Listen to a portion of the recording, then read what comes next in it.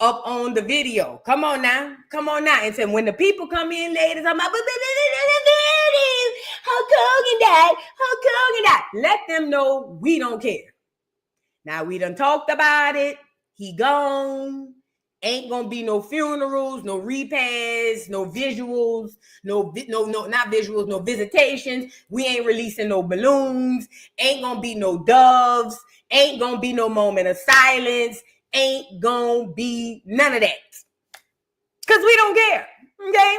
Shout out to the elder, Baba Rasan. Shout out to the elder, man. Y'all get up in here and get the likes up on the video. Girl, we don't care about no Hulk Hogan. Girl, Hulk Hogan don't even like niggas. Hulk Hogan don't even like niggas. Are y'all insane? Girl, please. He's never been quiet about it. Like, bye, Hulk. I mean, what you want me to do? Bye, Hulk.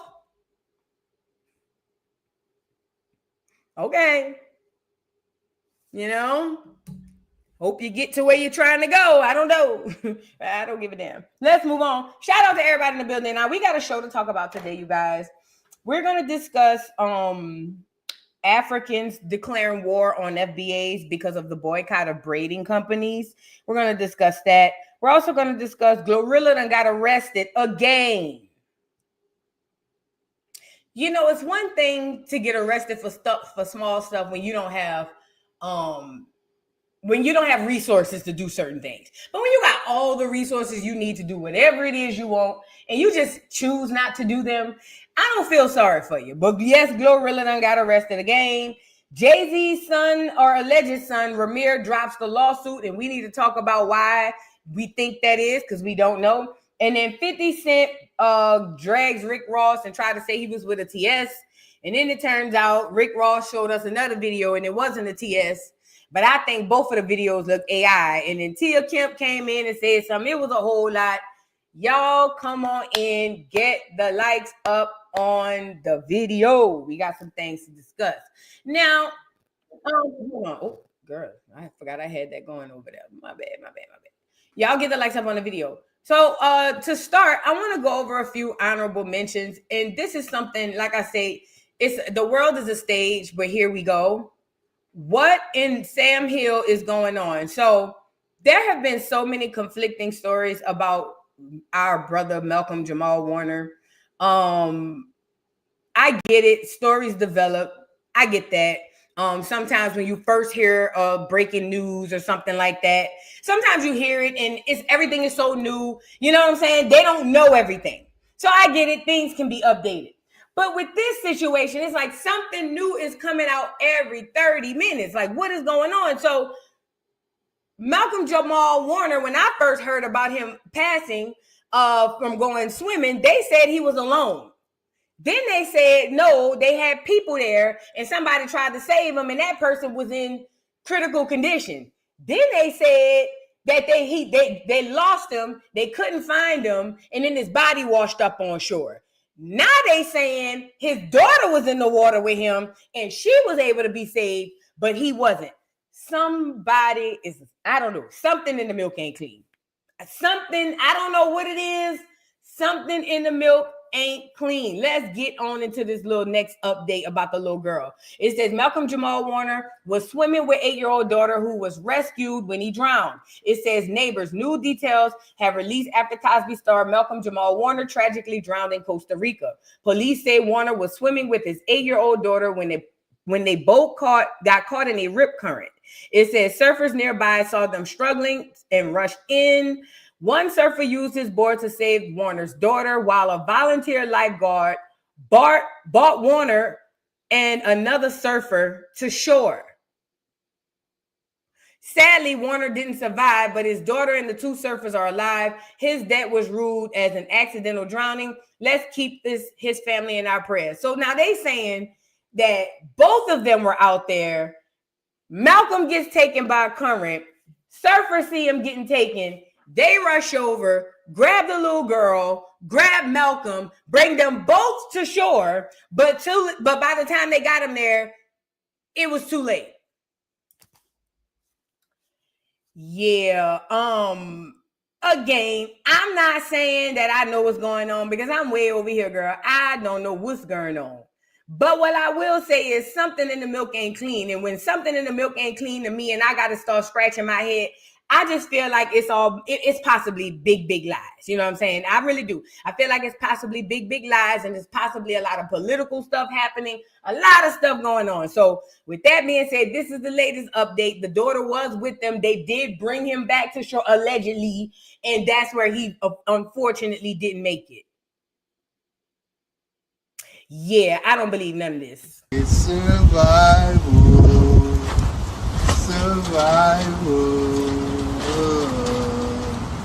I get somebody lied. Smells like somebody lied. It was all a lie. Guys, it was all a lie. She lied. Yeah, I don't know. I could be wrong, but I don't know. You know what I'm saying? But we'll see. And we'll keep our ears twisted and our heads on the swivel and all of that to make sure. I don't know. Let's move on. Rest in peace to Malcolm Jamal Warner. That's all I got. Again, the world is a stage, and boy, when this internet came on, it turned that stage into something bigger than life. Do you understand me? Now I want to move on. Do you guys remember living single? Everybody who's Black American remembers. Anybody who's Black American remembers living single. That's not even up for discussion. I don't even have to ask. So living single, like the Cosby Show, like the Fresh Prince, like Martin, like the Wayans brothers. What's all the shows? You know, all the UPN shows.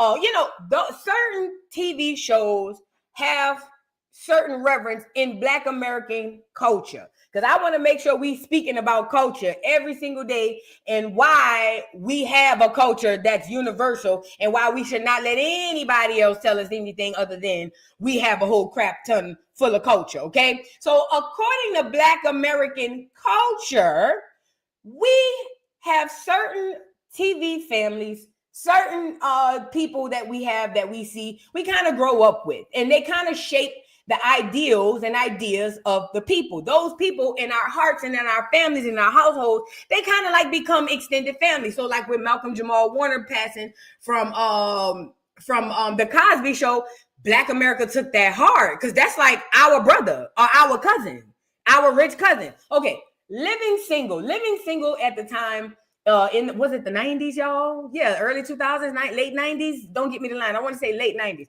Living single came out on the cusp of a different world. Remember all that's happening. Now, Black Americans are going into college in droves. So now remember, a different world. That's a whole nother show that had Black America in the chokehold, had us all going to college. Everybody ready to holler ski wee. Remember that? Well, then after that, it was kind of like when Living Single came out, which was the hard copy for what we know as Friends, but I'm not going to get into that. When Living Single came out, Living Single showed us as a culture, as Black Americans, no other culture. It showed us as Black American cultures being successful, being unapologetically Black during the time where you could not do that.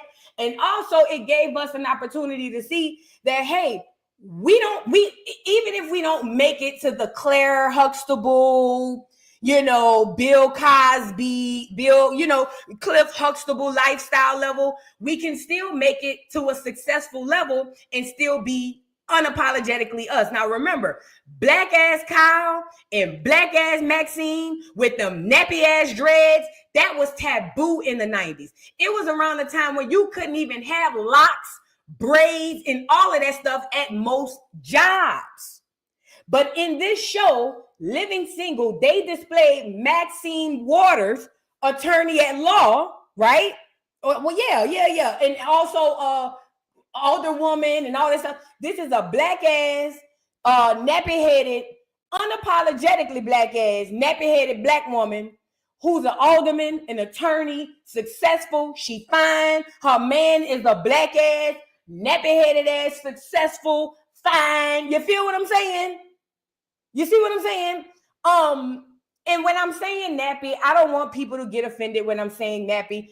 we as Black Americans have a culture where we understand that sometimes we use the term nappy to describe a texture of hair, okay? Now, it's not to say that nappy is derogatory in the sense that I'm saying it or I'm saying it, so please don't take it that way. If you want to take it that way, then suck out my ass, because I don't care. I'm just giving you the disclaimer. Nappy meaning very, very coarse hair that was not allowed in society during that time. Yes, nappy. Yes. Yes, yes, yes. We're not going to get rid of words because y'all want to create new feelings. And I'm offended. Yes, nappy. Yes, nappy, nappy, nappy. Nappy, nappy. Man, wasn't T-Pain in a group called Nappy Roots? Y'all got to get over yourself. Nappy. Yes, some nappy dreads. Yes, they did. And I loved every bit of it. Yes, they did. Yes, they did. And I loved every bit of it. And as a darker skinned Black girl, when I seen Maxine Waters, I thought, oh, snap. I can grow up and be something like a Maxine Waters. I can be successful. I could be fine.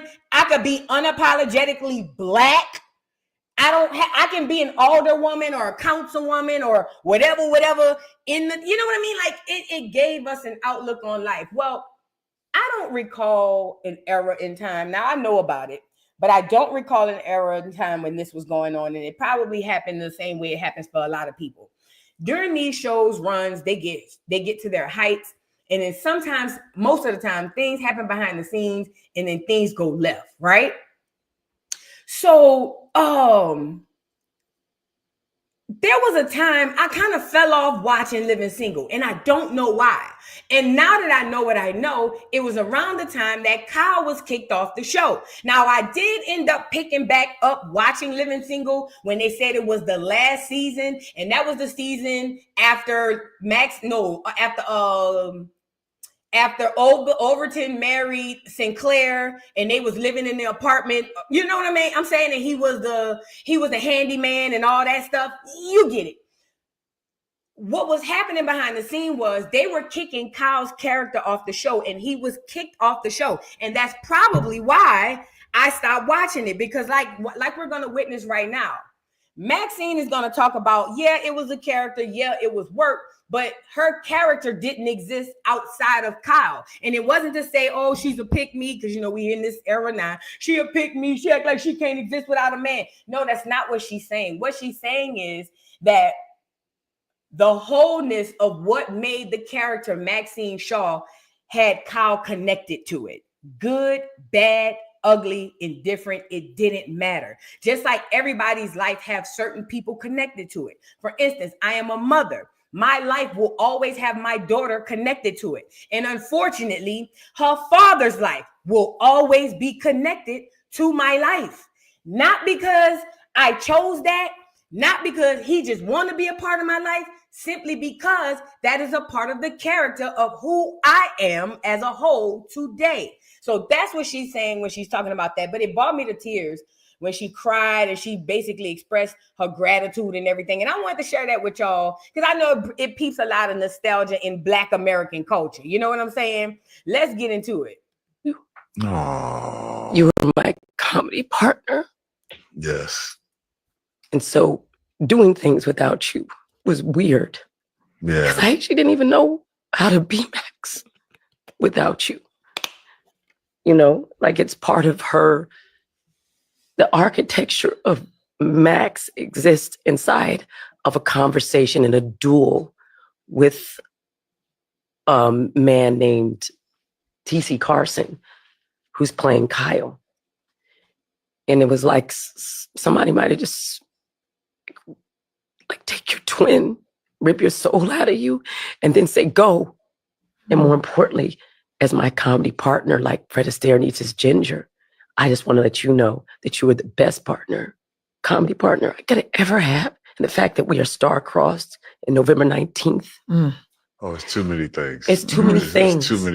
It's too many similarities. So I just want to let you know, thank you for being that partner for me. And more importantly, our love and our brother. Is you are outstanding and you can. I missed you. Oh. I thought this was dope. A lot of people don't know this, and this is what I want Black Americans to understand. What has been happening to us in this country and what continues to happen, because all of this is a part of reparations. Reparations for slavery is only one entity for Black America. What people don't know behind the scenes is that they were dismantling living single so that friends can be catapulted to where it was going. You get it? Because you got to keep in mind, although Hollywood is ran by the Clears and the orange juice people, we dictate the culture. Now, don't get me wrong. This is around the time when white folks in America had culture. Now they don't have none. They just clinging on everybody else's. But back in the day, Friends had their audience. And I'm not going to lie. I watched Friends. I liked Friends. I did. But I also watched Living Single. Okay. And what was happening is, yes, Living Single was first. They actually took Living Single's whole concept and created Friends. Now, I didn't know when I was watching it then, but when I found out later, it literally made every lick of sense, okay? But ultimately, I watched them both, but finding out later that they were dismantling Living Single to catapult Friends. And not only that, knowing what I know, to switch the trajectory of the way our entertainment was going to go. Now that I know what I know, we have to understand that it's bigger than the surface. It's bigger than, it had been on for X amount of seasons. It was time to go, let it go. It's bigger than that. It's way bigger than that. See, you got to understand, around the time in the 90s, we had very family-oriented shows. We don't understand how our entertainment shapes the way that we live day to day.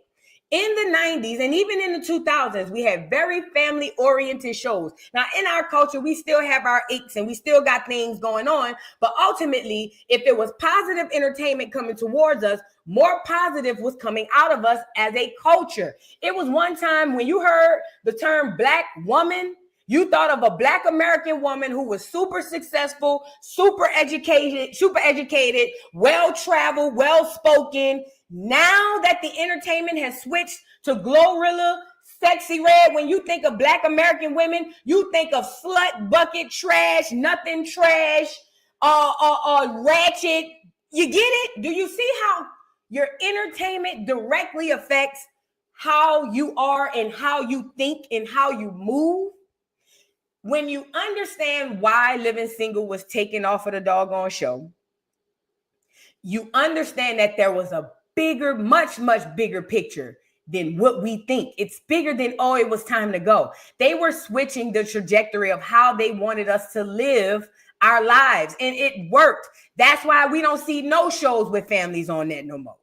I don't even know if there's a family show can anybody drop me a current show that's family oriented? And I don't watch TV, so I could be wrong. But at one time, all of the shows were family oriented, every single one of it. Now, none of them are, and we are more divided than ever. I'm talking about within our own culture. So when you understand, like I'm about to say, and I'm going to end it up like this. When you understand what was happening behind the scenes to get us where we are today, then you understand that Living Single was bought in to create a wave, and then it was exterminated so that they can continue to exterminate and enslave us mentally, okay? That's all I want to say. Yeah, we watching baddies now. And ain't nothing wrong with watching baddies, because back then we had a plethora of things. You can watch something crazy and then turn around and watch something good. I think the problem is now everything is crazy. There's nothing good. There's nothing good. And I saw somebody in the chat saying if you say any one of Toilet Paper shows is a family show, throw it away. Throw it away. But that is not the dynamic of the average Black American family. I was talking to my friend about this and her aunt. I'm saying Tyler Perry is going to go out like Zora Neale Hurston. When Zora Neale Hurston roamed the earth, most Black Americans did not like her. They thought that she created a whole fabricated dynamic and depiction of what Black Americans in the South were doing. They felt like basically, girl, you putting 20 on 10. It ain't like that. So I don't know if y'all know that. They had to wait 20, 30, 40 years for Zora Neale Hurston to die and come back and re-give her to us. The people, when she walked the earth, they didn't like her. She was the female Tyler Perry. So Tyler Perry, okay, like a lot of Black Americans feel like that doesn't represent us. It wasn't like that back then. So I don't think his shows count. And I saw somebody say Blackish. I've never watched 5 minutes of it. So maybe that's one of it. You know what I'm saying? I don't know. I've never watched 5 minutes of Blackish. I've never watched 5 minutes of it. I don't like Black shows centered around, and this is no shade, but I don't like when they have Black shows centered around lighter skinned Black people. And it's only because it wasn't diverse. They made it look diverse, but it wasn't. When I saw it, I just saw privileged Black people who probably never had to go through nothing but co-opting the struggle to make a show. I just didn't like it. It just wasn't for me. I didn't see the authenticity of it. I don't know. I could be wrong though. But nah, think about it though. Think about it though, for real. When we had TV shows that were family oriented, we had family reunions. We had more family oriented events. We had all types of stuff. Okay. Now that we got baddies, now that we got love and hip hop, now that we got, and there's nothing wrong with these shows if they're done in taste and in dosage. But when it's all you have, it literally shapes the way you move and think. That's why everybody running around here doing and saying the same thing. When you go on the internet, it's like copy paste. Everybody does and say the same thing. And it's because everybody's getting the same message. That's it. And let me clarify this too for somebody light-skinned come in the chat. I'm not saying there's nothing wrong with light-skinned people. Yes, light-skinned people are Black too, obviously. I just feel like at one point in time in television, when they wanted to show us, we had to be light-skinned. We had to have the softer, curlier hair. You know what I mean? You couldn't be like me. You couldn't look like me and be on the TV for the most part. So, that's what I was saying. And so it's no shade on the light-skinned people. It's just that representation matters. That's all.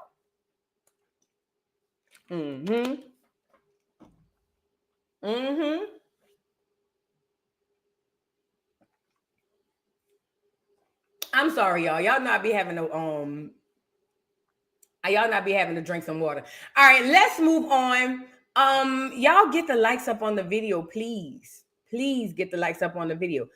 Oh, so Serena done found her a clear man, huh? Her and her sister, they got matching clear men who gonna take all their money and wealth and put it back into the clear community. Yup. See, let me say something to Black women. Black women love downing Black men, and not all Black women. I'm talking about the ones who do this. Black women love downing Black men who get in relationships with white women and get played. And they don't realize that the Black women, a lot of them suffering under the same situation. Just like Tina Turner, these girls, Serena and Venus, have amassed wealth, generationally wealth, okay? Meaning Serena and Venus, great grandkids will still be known. Why? Because they are the first, not the first, but they are the first in our time. They will go down in history as two of the first Black American women who ran tennis and ran them clear people up out of there. Now, why is this important? Now, this is where I agree with Dr. Umar. Marriage is not about love. Marriage is a business. White people know that. That is why whenever they marry Black people with wealth, they walk away with the bag and we walk away looking stupid because we've been indoctrinated to think that we're supposed to marry the person that we love. They don't care about none of that. Now, loving you might be lanyard, but they understand that marriage is a business. If I marry this person and we have kids, how is that going to affect my offspring? How is it going to affect their kids? That not all of them though, but I'm talking about the ones who go after these type of people. Now, why is this important? Serena Williams has amassed the wealth has a master name that will go down in history of histories of histories. And they're going to go on and get these clear men. Now, just like Tina Turner, when she went on to glory, all her money, all her estates and everything went where? To her clear husband. And Tina got churned. Nigga churned. Grandkids and all. So when that man, the ex-husband that Tina Turner has, goes and remarry, or he goes or he passes away and he dies and passes down whatever wealth he amassed from Tina, what are the odds that he's going to pass it to another black person?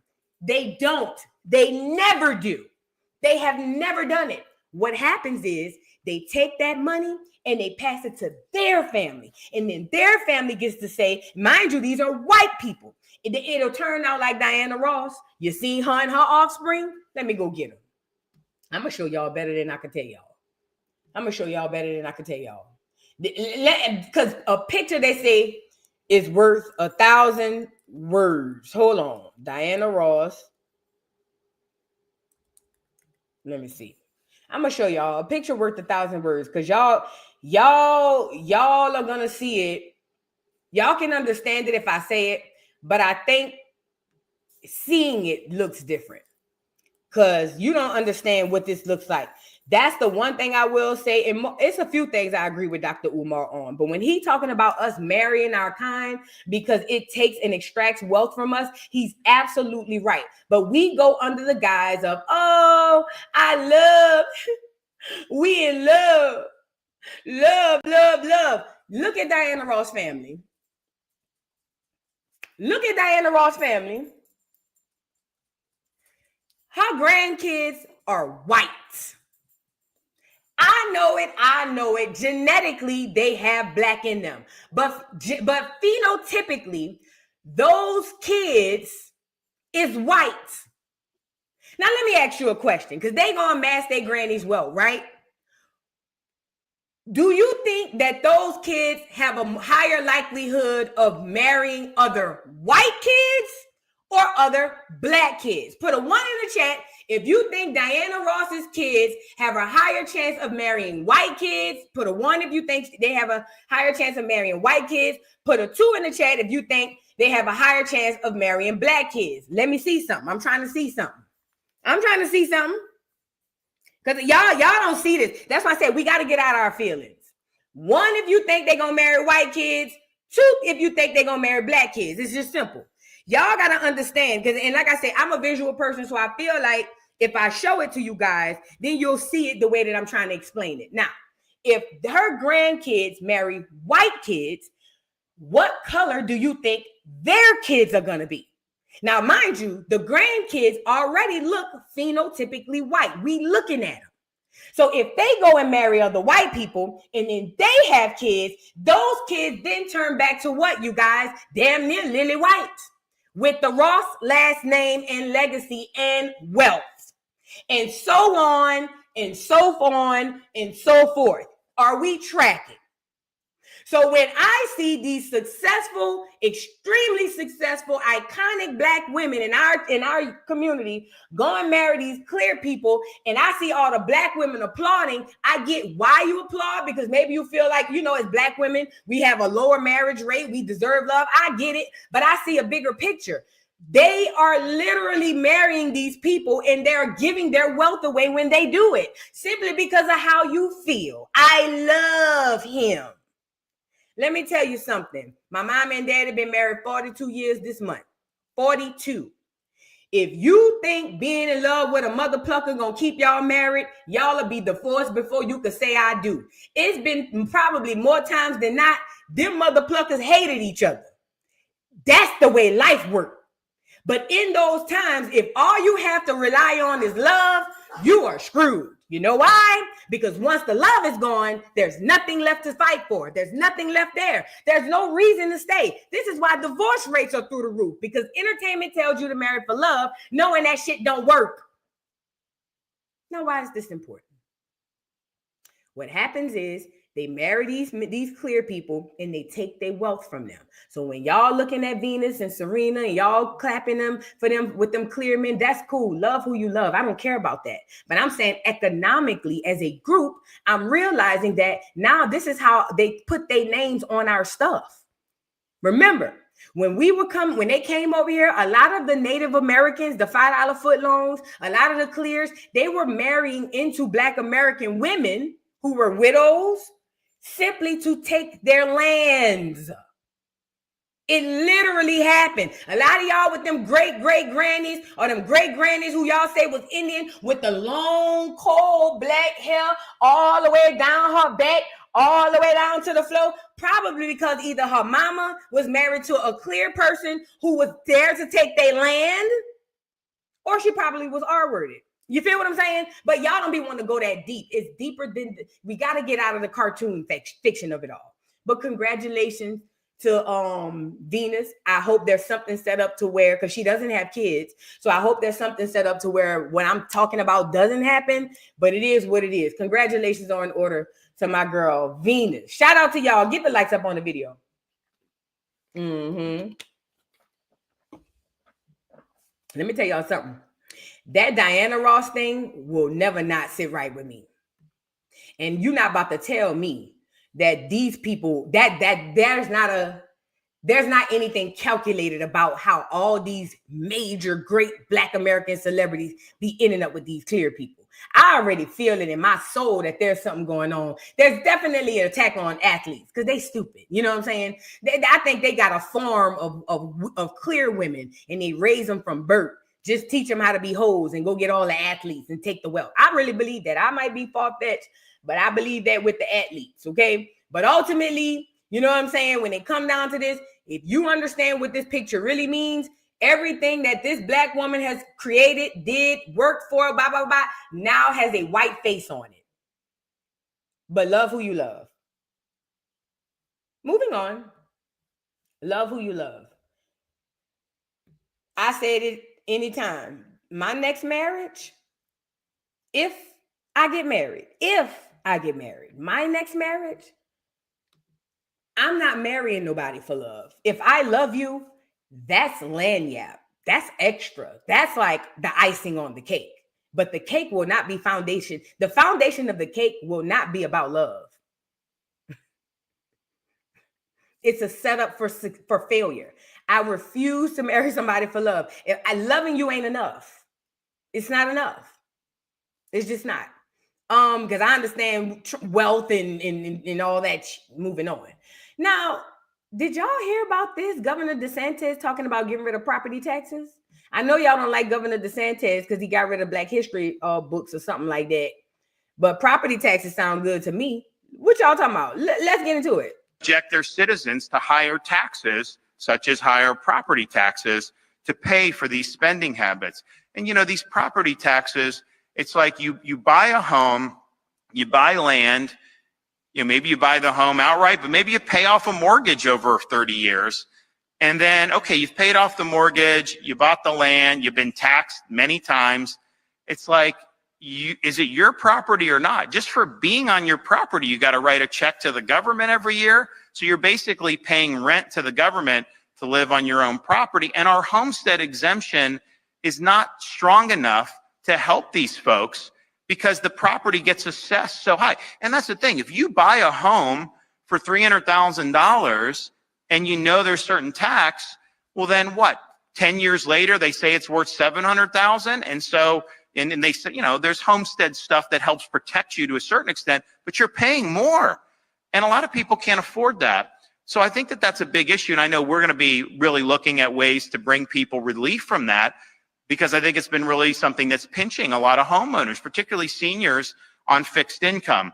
But the reality is people have seen, and this is not the state, we don't control this, you know, we've not allowed any of that stuff to happen. We've been cutting taxes, but people have seen their property tax liability go up over these last years because the property is being assessed higher and higher. And the reality is you don't really know how much your home is worth until someone offers you money and is willing to pull the trigger on a sale. That's how a market works. You can say it's worth this much, But if no one's willing to come and offer you that much, then why should you pay taxes on that amount? Right. And so there's a lot of things that need to be done with that. But as part of our DOGE initiative, our state task force will look into local government expenditures by utilizing publicly subject their citizens to high. All right, let's get into this right quick. If you are a homeowner or if you ever owned a home, then you understand how big this is. And for people who've never owned a home, I can kind of break it down to you. So basically, when you buy a house, right, you buy the house, that's one thing, but you also have to get obviously insurance, and you got to get property taxes. You pay property taxes and you pay insurance, right? Now the property tax allegedly they claim is supposed to go back to the city. So if I'm living in this neighborhood and my property taxes is X, Y, and Z, they're saying it goes to the streets, the schools. They say it go to, the stuff that we need, libraries, post offices, whatever. I don't think post offices, but local government stuff, right? The problem is the system in the way that they assess property taxes, or the way property taxes work altogether. Now, mind you, insurance is something completely separate. That's a bill within itself. Any one of these bills not getting paid, you're losing your house. I don't care if you pay for the house cash. If you miss out on the insurance, they taking your house. If you miss out on the property taxes, they taking your house. And this is with land and homes. So it don't matter if you own it outright or not. And that kind of really, for lack of a better term, tells you you will never own your home. So let's really start there first. And I'm a homeowner. So the way they do property taxes, and they do it annually, is like, for instance, I moved into a newer neighborhood, right? It was a brand new neighborhood when I moved into it. Now, when I first got into the neighborhood, they was like, and I'm going to just throw a number. I'm just throwing a number out there, not my number. I'm just throwing a number. They'll be like, we assess your house to be valued at $350,000, right? So they saying, according to $350,000, that means annually, you need to pay X amount of money to us so that we can make sure that the properties, all the stuff with property taxes and all the school stuff, boo, boo, boo. But what happens is they come back the next year after they build more houses and say, well, since we built more houses and people paying more, cool, we're going to raise your property value and say, now it's about $375, $380. Okay. And this happens annually over and over and over. Now, my new neighborhood, once they finish building all the houses, now, mind you, they're using the houses that they're building to say why they're upping the value of my home. So, for instance, when I moved into the neighborhood, I was one of the first homes. So if they value my house at $350,000, then basically when they build more homes and they sell homes for higher in my neighborhood, then my value goes up. That's why the governor says it's crazy, because they can't tell you the value until somebody buy it, because that's how it's supposed to work. Long story short, long as they building houses, it makes sense why my property taxes will raise. But once they stop building houses and people stop buying homes, how do they know what the value of my house is? They don't. But they're using a number to charge me and upcharge me annually. So what the governor is saying is it's a scam. Well, all of it is a scam. Let's start there first. And basically, it doesn't make sense, because property taxes are saying they're used for things in your community. But do we really know where that money goes? No. Now, this right here is wishful thinking, because property taxes and all that stuff, now we're talking about banks and all that stuff. I would hope that it works. And even if it's just in Florida, that would be dope. Now in America, the only way you can avoid paying property taxes is not even death. Because even after you die, if that lease or if that land or that house in your name, you still owe the property taxes after you dead. There's only one way that I know of, and I know it's the veterans, and you got to get 100% disability. But everybody else in America pays property taxes. So I thought that this is something good to talk about with y'all and see how y'all felt about it.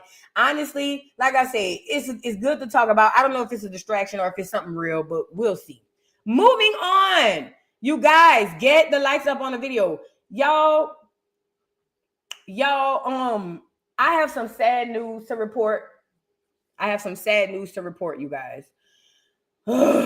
Unfortunately, I regret to inform you, that churches has passed away in a gruesome attack.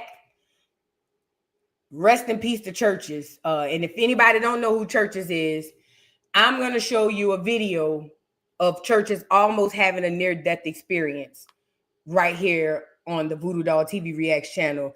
And I want to say rest in peace to churches, okay? So y'all check out when churches beat death before. And he was like a cat with 9 lives, y'all. Get the likes up on the video. These fucking transplants, they do what the fuck they want to do. Period. This hoe right here. Her dog around there jumped on churches. Churches ain't moving. I told this hoe she gonna replace my fucking chicken. Bitch, you can shut the door if all you want, hoe. I ain't scared of you. I ain't scared of your privilege. I ain't scared of your white landlord. I ain't scared of the fucking mayor. I ain't scared of the fucking police. And I ain't on your property, bitch. You're supposed to have your dog on a fucking leash. You done killed my fucking chicken. I gotta take my fucking chicken to the fucking vet. Cause you do what you want to do. You filthy white hoe. I got no respect for none of you. Oh, he walking.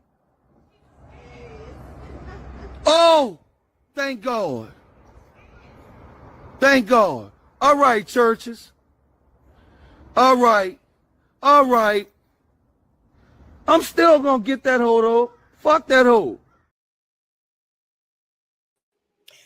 So for those of you who knew and loved our beloved churches, it was with my deepest regret to inform you guys that churches has gone on to glory.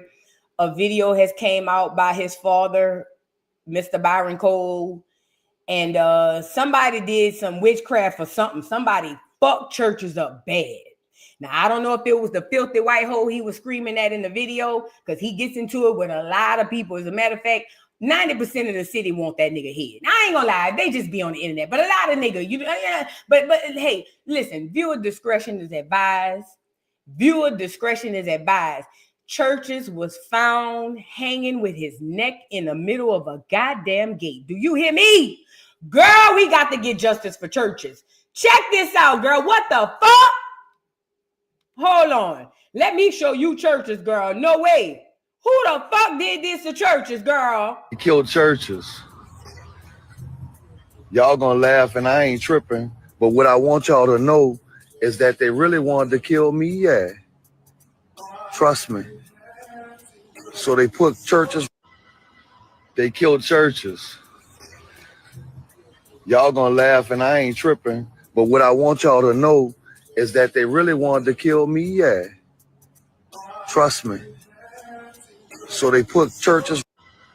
Now, who the fuck did that to churches? Who did that to churches? Let me tell you something. I know they got street cameras. Who did that to churches?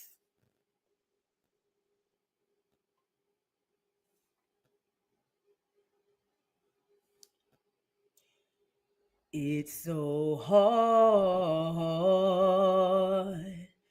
to say goodbye to yesterday.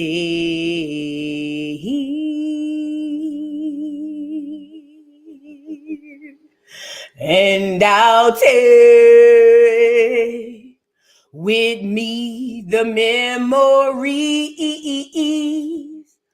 to be my sunshine after the rain.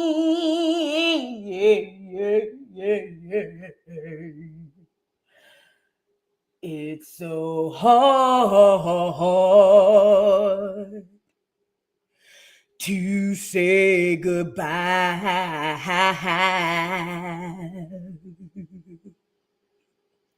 to yesterday.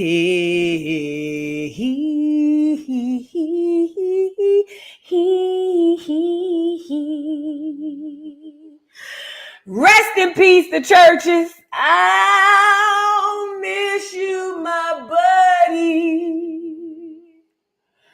I'll miss you, my friend. Man, justice for churches, bro. Hey, I'm going to find out. I'm going to put boots to the ground. I'm putting boots to the mother plucking ground to find out who did that to churches. And let me find out it's on some witchcraft shit. Because why would y'all put his head through the damn gate? Y'all some dirty mother. Now I get it. Byron Cole just beat up Olive Earl and y'all hate him. But churches ain't had nothing to do with that. Y'all was wrong. Rest in peace. No pun intended.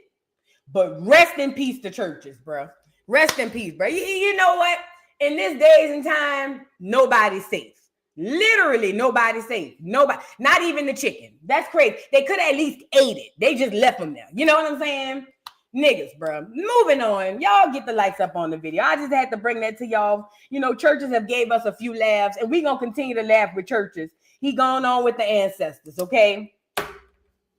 Let's move on. Now, I want to get into what happened with Jay-Z's son turning back the doggone lawsuit. Did y'all hear about that?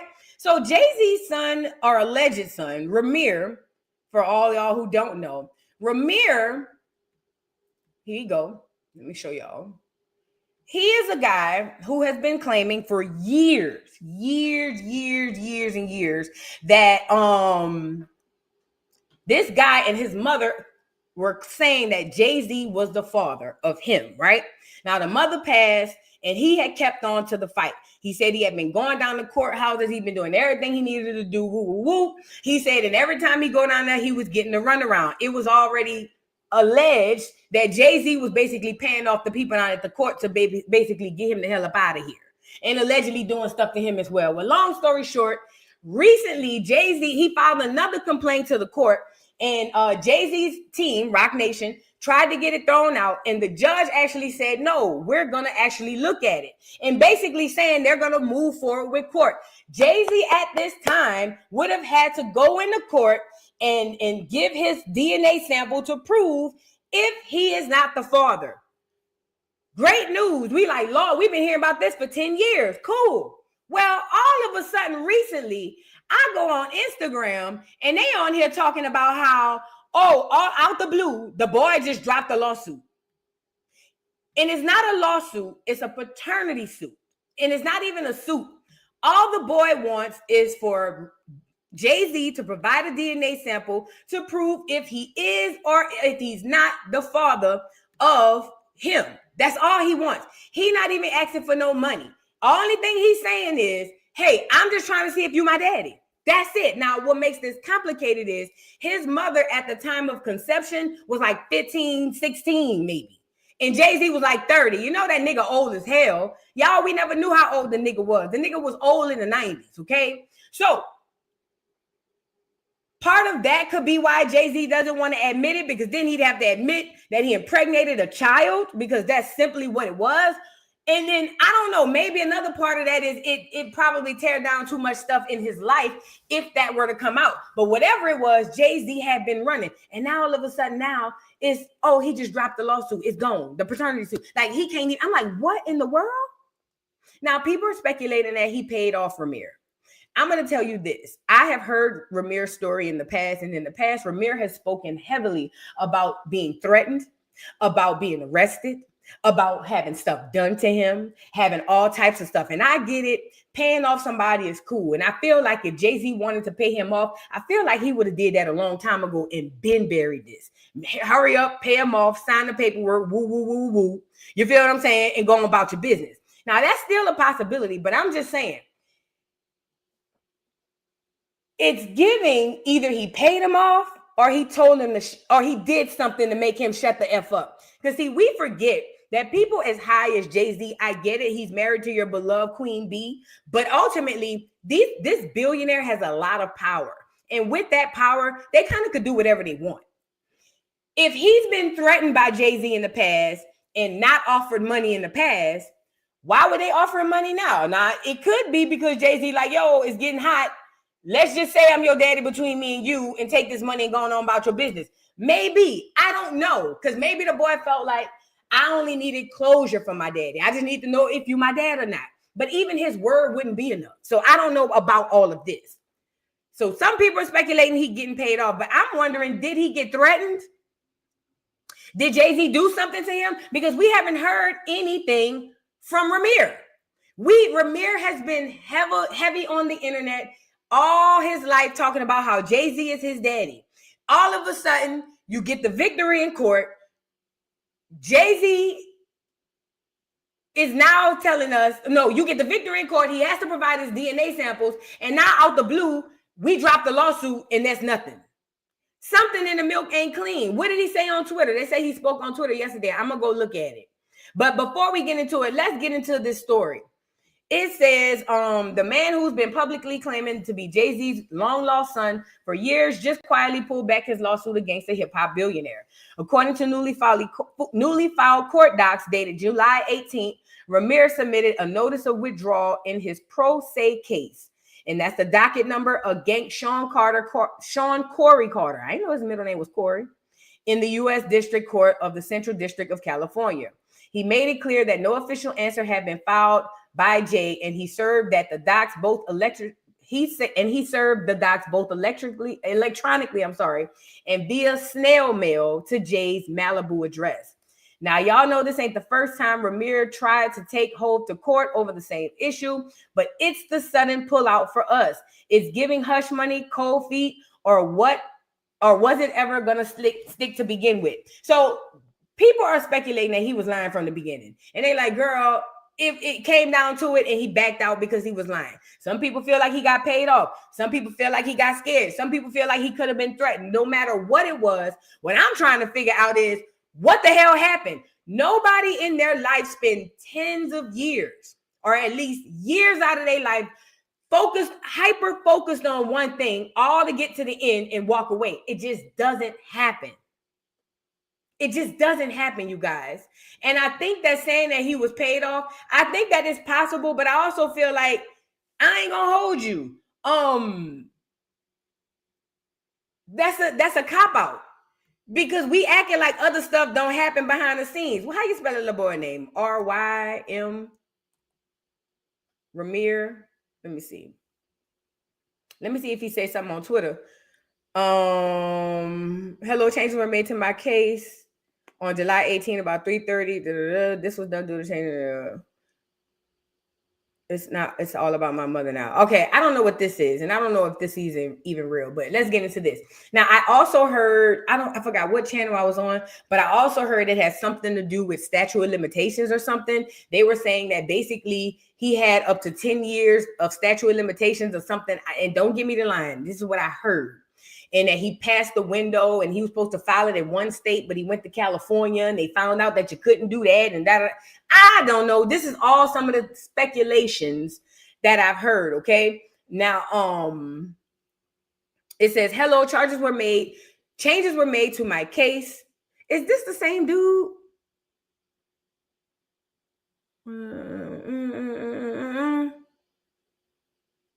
I don't know if this is the same dude. What's his last name? Sidaway. What's his last name? The boy. If that's the dude, let's move on. I'm trying to see if he said anything, because somebody said that he said something. Yeah, that's his name. That was his paperwork. Let's see what it says. That was his paperwork. Sadaway or whatever it is.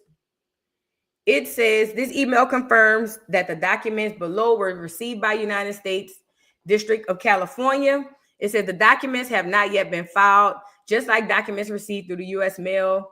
Documents received through e-document submission system will not be considered filed until court have uploaded them into the system. Okay, so this is talking about how he sent it, but it wasn't filed. If you're trying to file a document in a case pending in the United States, I don't understand this. So it looks like he had been sending his paperwork over. Let me check this page. I don't even think this is him. Is this him? Yeah, they look like him. If it's really him, who knows? Let me see.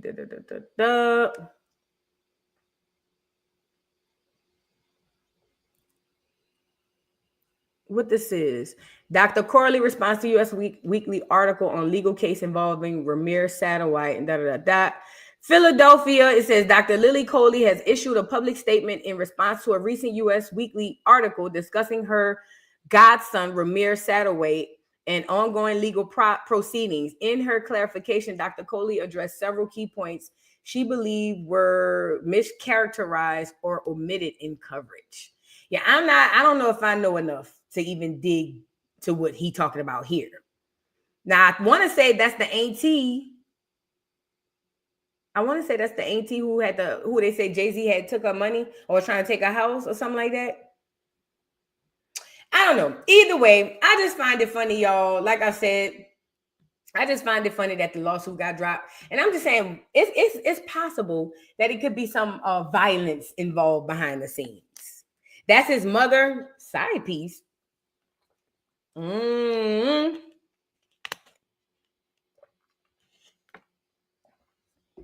Yeah. Yeah, Quirky said, let's say Jay-Z get the test done. Y'all gonna still say he paid off the people. And that's very possible. I think what causes so much doubt in the case is that when the boy mama first came out and said it, if Jay-Z felt like it was all a bunch of BS, this is just me. Back then, if Jay-Z first heard about this and felt like it was a bunch of BS, even if he ignored it the first time, all Jay-Z had to do was just say, all right, here, take the DNA test. Girl, bye. This I'm talking about at the beginning, before he became the Hove that you know, before he became Hove. This is when he was just Jigga. You feel what I'm saying? All he had to do was just okay, if you say, girl, here. But he never, to hold out 10 years, something in the milk ain't clean. Something in the milk ain't clean. And I forgot somebody said that there was another man who signed the birth certificate. That don't mean that's biologically the father. And quiet as is kept in certain states, if you married, it's still your child, whether it's yours or not. So I don't know. Let's move on. It's been going on for years. Like I've been hearing about Rymir for probably before I was really heavy on the internet. Like for real. Child, well, we got to move on, honey. Let's move on. Y'all get the likes up on the video, please, and thank you. I want to move to this Glorilla thing. No, before we get to there, did y'all see this? That transgender women are no longer able to compete in the Olympics. So apparently it was bought down. They were fighting with this stuff last Olympics, and we talked about it on this channel. It's already one thing that they had the TS swimming with the women and dusting them. You feel what I'm saying? They were dusting the world out of them. And it was already bad with that. I think the straw that broke the camel back for me, and these were two clear people, was boxing. There was a TS in boxing that hit this lady so hard, that lady couldn't do nothing but fall to her knees and cry. That's how hard the lick was from the TS. And if you was on this channel back then, we talked about that extensively. I was like, hell no. So you mean to tell me y'all want to normalize a TS punching a natural born woman in the face and it's cool under the guise of sports? I lost my mind. Hell no. And to the female athletes, I was saying this then, and I spoke to my daughter who is also an athlete, and because I'm trying to get the mindset, but I get it, everybody not like this. If all they had to do in one of those sports inside the Olympics is say all women are boycotting. If they got to compete, we're not competing. Just one. And it don't have to be nothing crazy. Just one. Do you understand they would have put an end to that stuff right then and there? Because without the athletes, there is no Olympics. People ain't coming to see specific athletes. However, they are coming to see specific events. So if all it takes is swimming or boxing, one of the major Olympic events for the women in there to say, you know what? If you gonna insist that I gotta go up against this person, we're all gonna boycott. But I get the mindset, because talking to my daughter, she said, when you work hard for something and you work hard and you have a goal from a little girl, you get there, you kind of feel like once you get there, you don't want to sacrifice it. You don't want to lose it. Like you've been working. I get it. I'm not obtuse to that. However, something had to be done. As a female who don't play sports, as a woman who's a mother of a girl, a daughter who plays sports and has played since she was 5, all sports, not just one, football included, that was too much. I don't think there's anything wrong with the trans community coming into the Olympics. I don't think there's anything wrong with the trans community competing. I think that the trans community, if they would like to compete, should be able to compete. I just don't think that they should be able to compete at the behest of the people already in those categories. Meaning, we should not have to get uncomfortable to make you comfortable. I shouldn't have to worry about if what the science, because you know science is a religion, if what the science says about their hormone levels is true. I don't know if when you swing on me, it's going to feel like the force from a man or a woman, because I don't know, even though science says, because I heard this a whole lot during this time. Well, once they get on hormones, they don't have as much testosterone, but they're still not on levels with the actual woman. So they're uneven. Even if they don't have as much testosterone as a man who's not on hormones, they still don't have as much estrogen as a woman who, you see what I'm saying? And even if they scientifically put it in them, it ain't real, it ain't natural. It's not the same. I believe that they should compete. I believe that they should have a stage. I just think like Black people did, like women did, like Asians did, like Hispanics did, like every other subgroup in this culture did. They made their own lane, bro. They made their own lane. That's it. And again, if it wasn't a situation that it affected negatively the people who were already there, then that would be one thing. If it's one thing just to make us uncomfortable, oh, I don't like you, that's one thing. But if I got to worry about going up competing, I've been boxing since I was 6. And I've been dreaming since I was 7. I'm going to go to the Olympics and I finally get there and I got to fight a nigga. Think about that. Bruh, if y'all had seen when that boxer punched that white lady in the face, bruh, and that he punched, listen, I'm talking about, first of all, the bell rung. It went ding, ding, ding, and they came out the corner. You could tell she was terrified. When I tell you, that boxer hit that lady one time, and you could tell that was a nigga punch. And when that boxer hit that lady square in the face, all that lady could do was fall to her knees with her head to the ground and cry. I said, man, fuck no. And this is bigger than the clear lady. Because if you think they letting them punch the clear lady in the face, could you imagine what they would do with Clarissa Shields? They go get a Mike Tyson type of nigga to go fight her to say he a TS and knock her smooth the fuck out. You see what I'm saying? I don't wait till it gets to the Black community. I have something they call foresight. If it's happening to the white lady at the Olympics, Lord, they gonna be pulverizing us. We ain't gonna stand a chance. They gonna turn that shit into a sport. You see what I'm saying?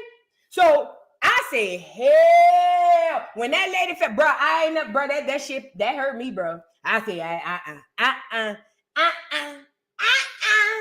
And nobody's gonna gaslight me to make me feel like you're hating or, oh, you're homophobic. It's not about that. It's about safety, baby. It's about science and safety. That's it.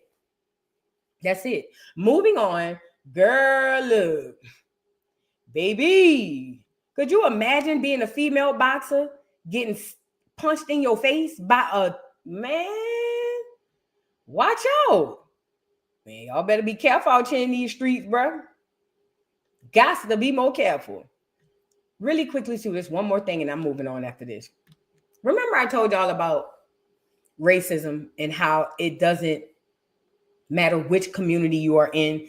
We all suffer the same under the umbrella of racism. And we were talking about the LGBTQ community, right? And remember we were talking about, and I was telling my brothers and sisters inside the community, no matter how you identify, if you are Black American, what I was telling them is, hey, yo, I get it. You feel like there's some protection there because there's this movement behind the LGBTQ community. However, you're being oppressed inside of your own community. I know that to be a fact. And I ain't even in there. The rules that they make for the LGBT community, only the people at the top, typically the clears, they are the ones who get to enjoy those luxuries and those set-asides and those things. Black trans women have not been let up on being killed to this day. You feel what I'm saying? Black LGBTQ issues do not get treated the same way that white ones get treated. So what I was trying to tell my people inside of the community is, don't fall for the banana in the tailpipe like we did for Black Lives Matter. The same thing happened with Black Lives Matter. They took something like that, co-opted it. You see what I'm saying? And we don't want to fall for that, okay? We don't want nothing to do with that. We don't want to get back into a situation where we're screwed, where they take something that's a real struggle of ours that we really jacked up behind, and then they use it and make it seem like it's for us, but it's really for everybody else. This is not just happening with FBA. This is happening in the LGBT community. This is happening everywhere. This is all subgroups across this land, okay? So why is this important? I told you also, just like every other community, there's things called status. And I also told you that the TSs, while they over there hollering this, that, and the third, a lot of them get big and they go run behind the clear men. And not just the TS. From what I'm hearing, it ain't just the TS. It's the L's, the G's, the B's, the T's, the Q's, the R's, TUVs, and everybody else. I didn't say it. This is what they said. They said when y'all be getting on, I don't know. I didn't say it. And if you on here watching on the low and you part of the community, but you famous, or maybe you got money and people know you, and you don't want them to know that you be watching me, if it ain't you, let it fly. But from what they say y'all be getting on and y'all be leaving and going to play with the white people too. Allegedly. Okay. So with that being said, I was telling y'all that, and because it's real, and it's a status. It's just the way things are. Period. But we got to be smarter than this. Why is this important? I was on Instagram last night, and I ran across, what's this person name again? Laverne Cox. Now, Laverne Cox is a very popular trans woman. Laverne Cox is, in my opinion, no shade. In my opinion, Laverne Cox is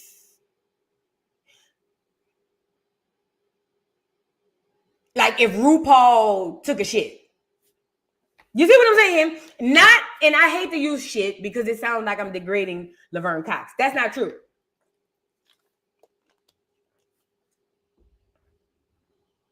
What I'm saying is RuPaul is the thing when it comes to that community being into the broad scheme of things. It seemed like Laverne Cox is one of those who chased fame and fortune and clout and all that stuff, and that was her only objective. And Laverne Cox will sell anybody down the road for her greater good.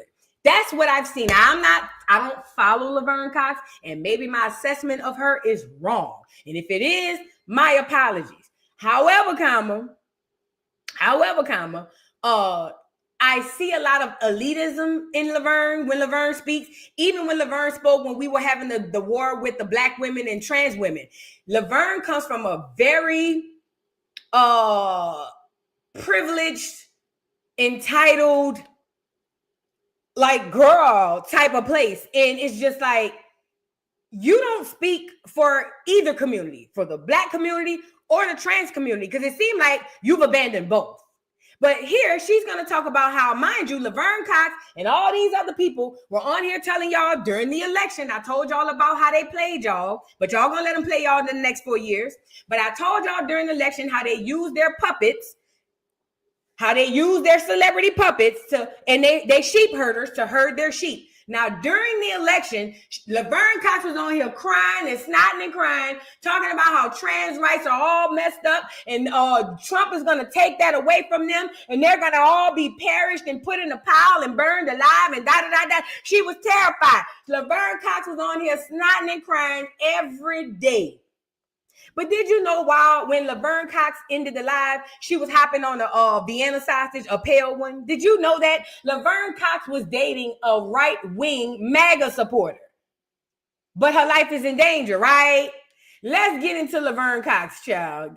You can't make this up. I told y'all them people be playing y'all, but y'all like them because of their talent.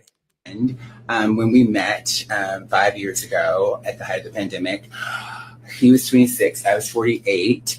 He is blonde hair, blue-eyed, MAGA Republican voter who is a New York City police officer. We were madly in love. I did not develop any of these politics. I still have my own. Yeah, my ex-boyfriend was 22 years younger than me, hot MAGA Republican New York City police officer. Yeah. To hear more about that, come to my show at City Winery in New York City, July 28th. It's a Monday, shows 9 p.m.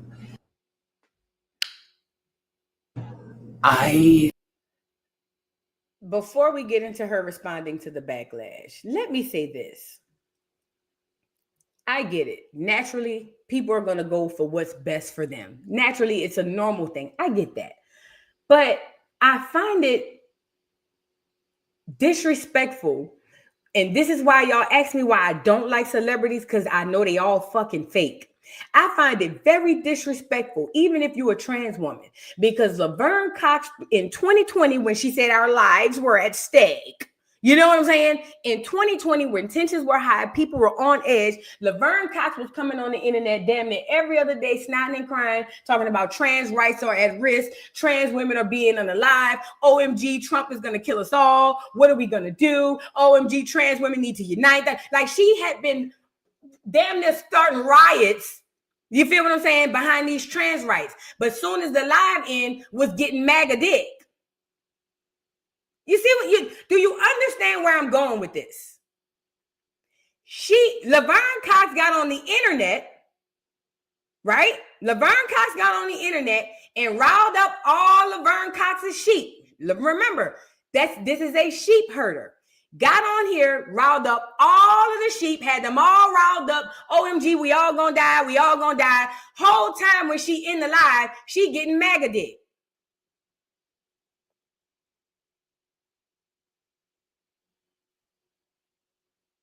I'm just saying.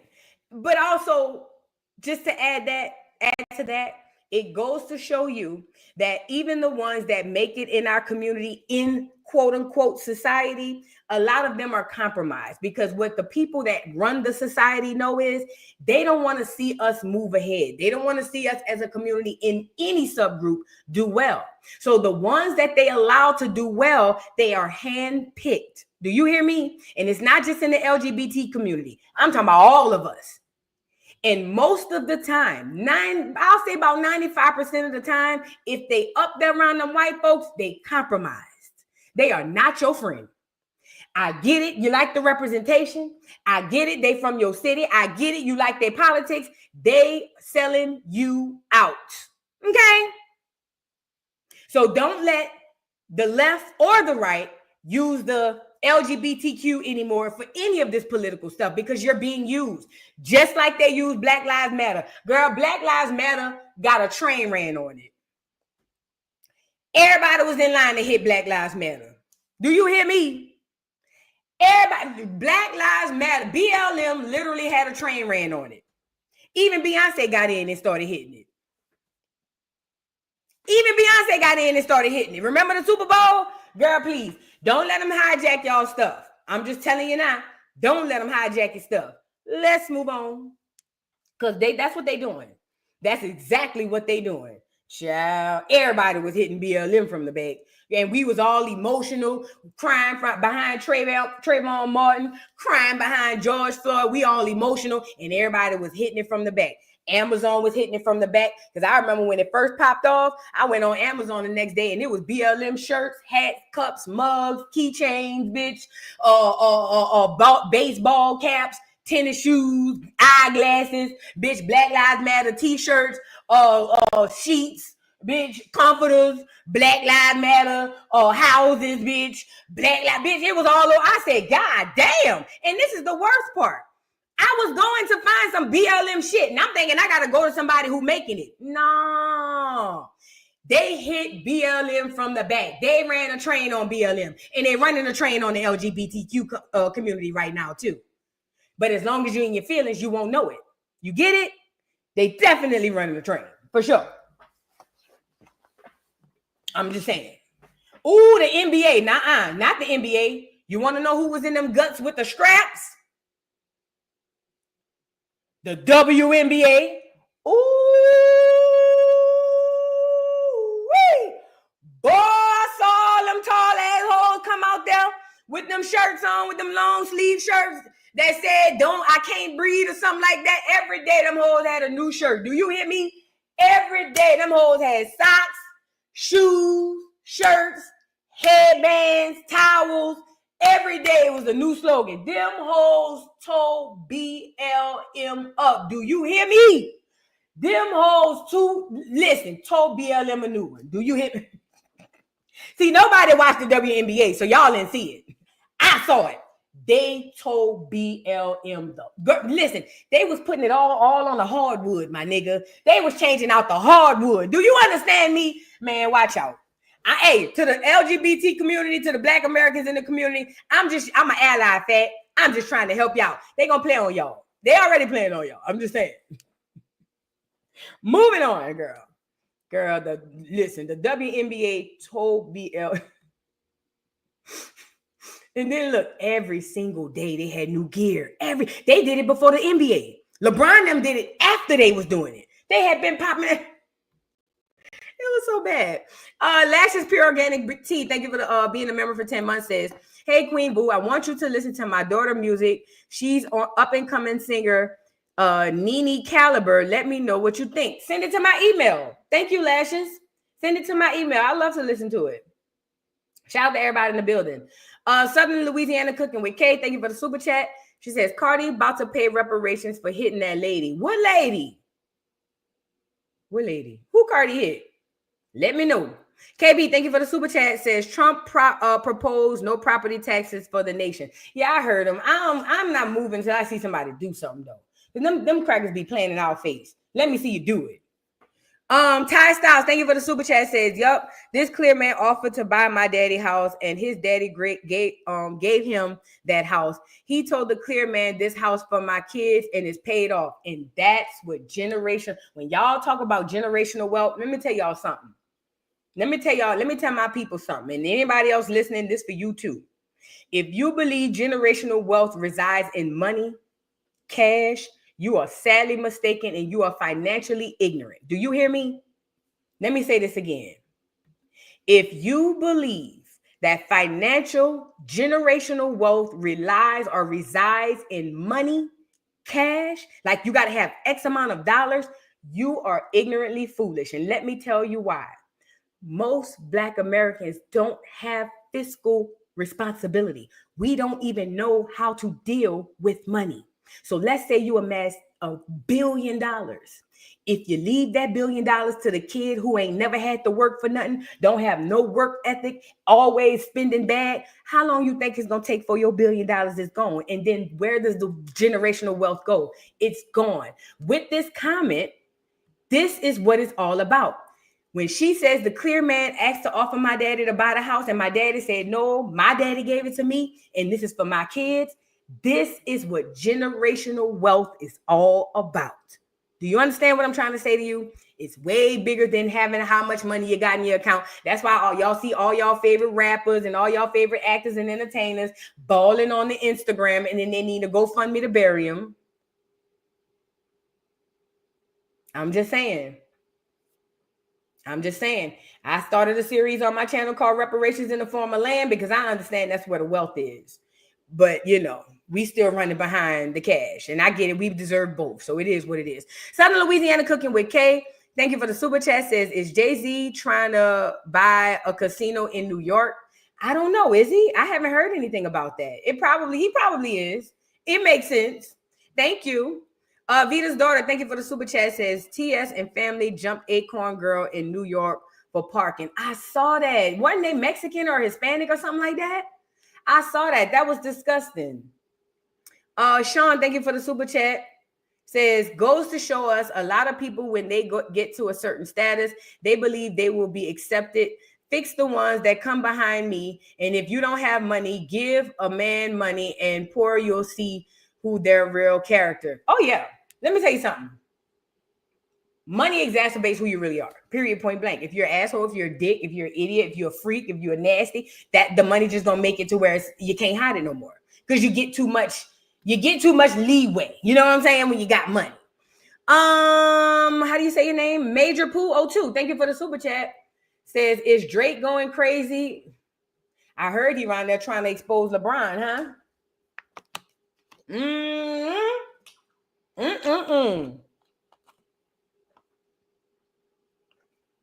He buying a casino in Times Square. Jay-Z? Sure. Moving on. Let's move on. I want to get into Glorilla being arrested. Did y'all see? So let me say this. Glorilla has been arrested more times than she could count. That girl got more luck than sense. Apparently, she got pulled over. Let me go get her. And this thing kind of goes a bit further than this too. But let's get Glow on here. Yeah, get him, Glow. So this is what I want to know. So I guess Glorilla must live in Georgia. I guess. But Glorilla has been arrested, at least I know one time for sure, in Georgia. And when she got arrested, I think she got like a DUI or DWI. Don't get me the line, because I think she kind of looked like she was drunk, if I can remember the video. But either way, she was under the influence, which I'm not going to sit up there and bash her. Oh my God, you're horrible. I think most of us have done it once in our lifetime. It's just when it becomes habitual that it becomes an issue, right? Even though you shouldn't do it. I'm not condoning to do it. What I'm saying is, she keeps getting caught with drugs on her whenever she's getting pulled over. And I'm sitting up here trying to ask, girl, I ain't even mad that you're doing the drugs. You a rapper. Girl, it is what it is. I know what y'all do.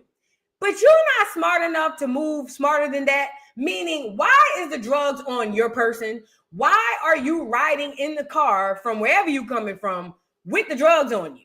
They say they found over an ounce of a weed. Yeah, an ounce of weed, was it? Let me just read it. They said it was like over an ounce of weed or something, and it was some pills or something. Or at least that's how I took it as pills, because they say controlled substance or something. I'm like, man, that's a long way to say some damn pills or whatever. Let me pull it up. Let me go get it. Let me find that article I shared. Y'all get the likes up, please. Get the likes up. Hold on 1 second. Nope. Oh, there you go. All right. Let's get into this article. It says, Glorilla locked up on felony drug charges after being busted in Georgia. It says, according to jail records snatched by TMZ, Big Glow was arrested Tuesday in Forsyth County. Ooh. Get me up here. Forsyth County? Glow lucky to be alive. You want to know old school racist cracker?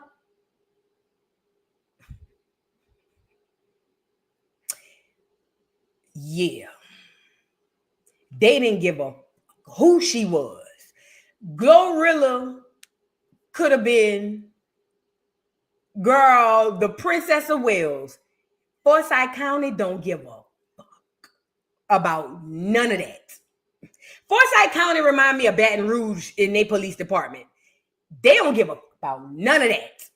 Girl, I don't give up. Remember Kim Kardashian came down to Baton Rouge talking about she want to release C-Murder? They packed her ass up and told her, carry your ugly ass back up there to California with that ugly ass shit. That's like Forsyth County. Now, she could have been driving through. Let me tell you something this also too. If you have ever driven on the interstate, y'all know certain counties with the state police don't play. And if you drive on that interstate through Forsyth County and they catch you speeding, your ass going to jail. Your ass going to jail. I'm just call your people. When the lights come on, just get the hey, come meet me down at the Forsyth jail, bro. Yeah, they about to take me, bro. No, I ain't did nothing illegal, bro. They about to take me. Just come meet me, bro. Come get me. Come get me. Come bail me out, please, bro. Please. Can you talk to my mom and she on the phone? Yeah. You might as well start making arrangements. I'm just telling you now. They don't give a who Glow really is. I'm pretty positive she probably was saying, but I don't give up about none of that. Okay, let's get back into this article. Forsyth County sent me for a loop. My bad. Then she goes on to say, then it goes on to say, yeah, she had felony drug charges, one for possession of controlled substance and another for having more than 1 ounce of weed. Okay, so when I saw that controlled substance, possessions of a controlled substance, that's typically the legal drug dealers. That's typically Big Pharma. Okay? And with Big Pharma, they have the license to sell drugs. They call them prescriptions. And instead of calling them what they are, because they are drugs, they just call them a controlled substance now. And that kind of softens the blow from them being exactly what they really are. Drugs. That's why people get hurt themselves and they get hooked on the pain pills. It's drugs, like crack, like anything else. Okay. Moving on. Yes, marijuana is legal in Georgia up to a certain amount, an ounce. That's probably why they charge her like that. I think if the last time I checked, if it's personal use, they write you a ticket. So it's not necessarily legal, but it's just that they're not going to arrest you if it's like a small amount. I think Louisiana like that too. But as far as like having it, I think it's still illegal. I think it's still illegal. But I think if you get caught with it, with just a small amount, they'll just be like, oh, here, take a ticket, go to court, like that. Woo, woo, woo. But if she had over OZ, she going up through there. Because Georgia don't play. But what I don't understand about Glow is if you got that much drugs on you, why you got the drug? Even Meech was smart enough to throw him on his partner. God damn. Glow, what is you on? Even Meech slow ass was smart enough to throw him on his partner. You done got to let them folks pull you over out that car, and you got over an ounce of weed and pills on you.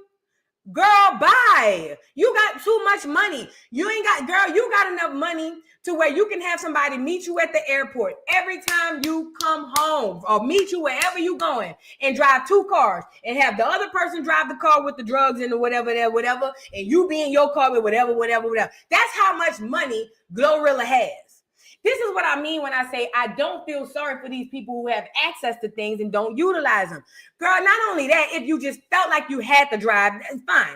But you could have, it's just so many things. And now them folks gonna try to bury your ass. Now they saying, I didn't say it. They saying it. And when I say bury, they're not gonna try to give her life in prison or nothing, but they're gonna definitely try to make an example out of her. Because Forsyth County don't care. Now, don't get me wrong, politics is politics, okay? But Forsyth County don't care. I'm telling you now. But my thing is, bro, like at the level in rap that she is, we shouldn't be hearing stories about Glorilla getting pulled over with an ounce of weed and pills. Like that is so.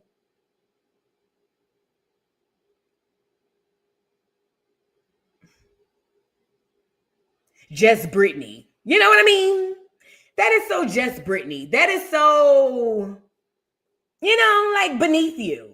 Like, girl, like you're here, you're there, you've made it, you're at the top. Like, why are you on here with ounces of weed and pills? Like you just a regular schmegular girl. Ugh. Like she literally has enough money to have somebody driving a separate car with the drugs and follow her. That's why I don't understand. It's very Erica Banks of her. Very, very Erica Banks of her. Very Erica Banks of her. And this is what we talk about when we say mindset. You can, you know how they say the old saying, you could take a nigga out the hood, but you can't take the hood out the nigga. Sometimes mindset stays even when the physical goes. Glorilla is super successful, but she's still living like a project chick. And I ain't even bashing her for doing the drugs. It is what it is. I know what Holly Weird do. I know all y'all on something. I ain't even tripping. You see what I'm saying? But girl, you look a mess. This ain't even, I thought it was beneath you, but maybe it's not.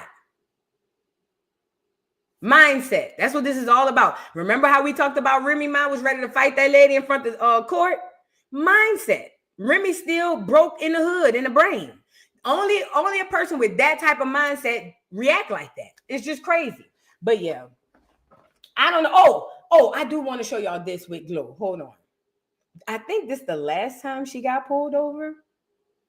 Oh, no. And then I want to show y'all something else too. Do I have that video? Let me see.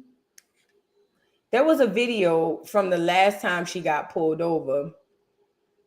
So you can see how this girl, yo, something wrong with Glorilla. I think she's slow too, yeah. I think her and Sexy Red slow. And I'm not being funny. Like, I think, you know, like, I don't think that, I don't know. Let me, because y'all get crazy behind y'all celebrities, girl. Let me see. Let me do Glorilla. Let me show y'all how Glorilla got pulled over the last time, girl. It was a hot ass mess. I say, come on now, Glow. Look at Glow. Hold on, let me show y'all Glow.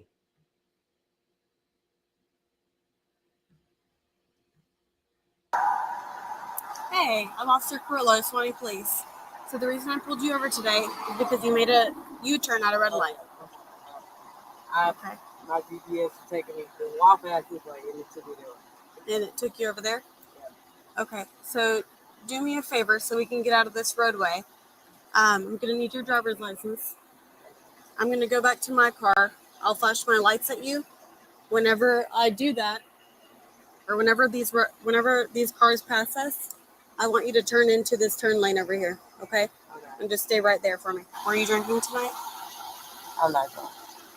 Okay, so I can smell it coming from your breath. Okay. All right, when you roll down the window. Okay. Yeah. So, in a few minutes, I'm going to have another officer come over here, and we're going, if you're willing, I'm just going to ask you a few questions, okay? Okay. All right, how many drinks did you have today? I'm cool. Cool? Yeah, I ain't drunk or nothing. 407 radio, starting at code 7. How many drinks did you have, man? I'm okay. That's not my question. I'm okay, I'm telling you. 10-4. Ma'am? I'm okay. Not only can I smell alcohol coming from your breath, but I can also smell marijuana coming from She slurring like a mug, huh? Damn, Glow. this car. Okay? So, just And this is another thing. I don't mean to stop it, but really quickly. She like an A-list celebrity, and she just riding in a car by herself. Like, just boom, getting this. I'm up the road. Huh? I ain't no celebrities rock like that. Shout out. I ain't know. Maybe, I don't know. Maybe the new celebrities be like that. And I'll be searching this car. Is there anything that I'm going to find in this car? I have a gun registered to my name. A gun? Okay, where's the gun at? It's okay, you don't have to reach for it. Where is it? Yeah, it's in the car. Where is it? In the car. Yes, ma'am. Where at? It's in just my for back my seat. safety? Okay. Yeah, it's in my back seat. Where is it, like in a bag or? No, it's just in the back seat. Okay. All right. Any marijuana?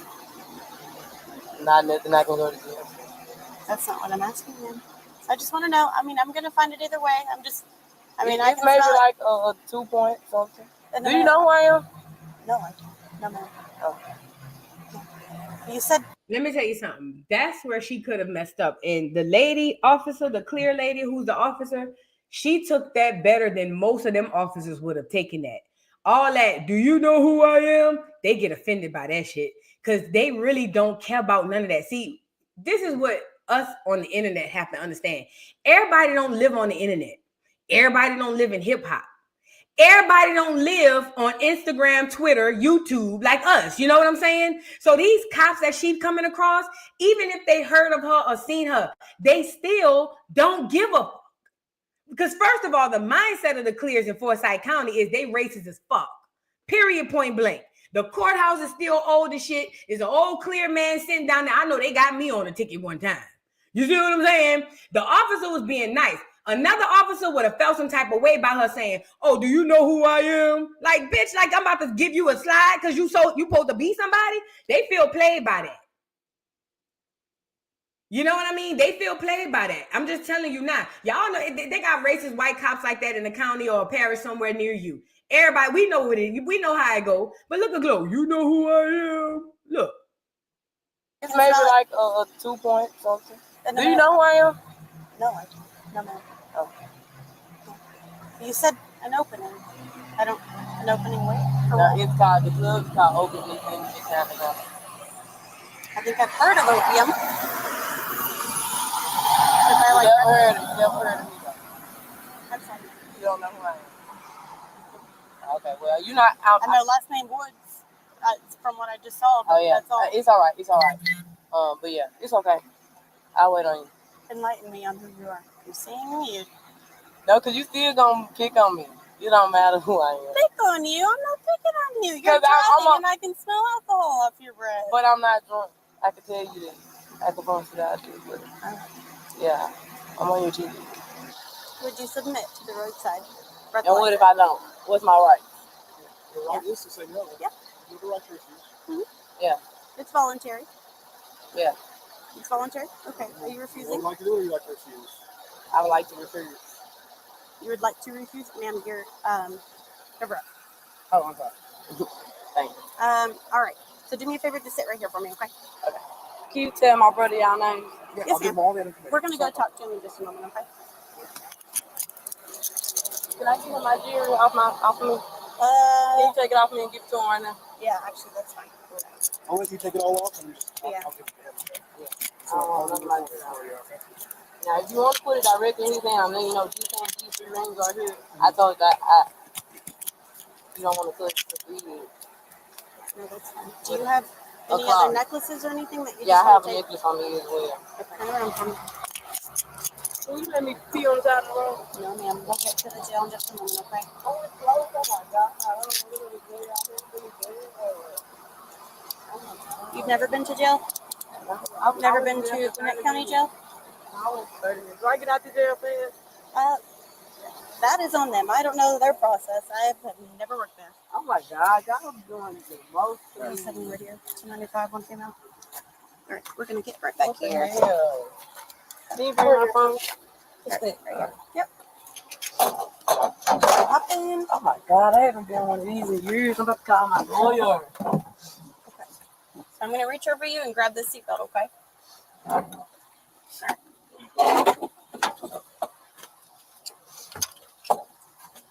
All right. Where do y'all show the test at?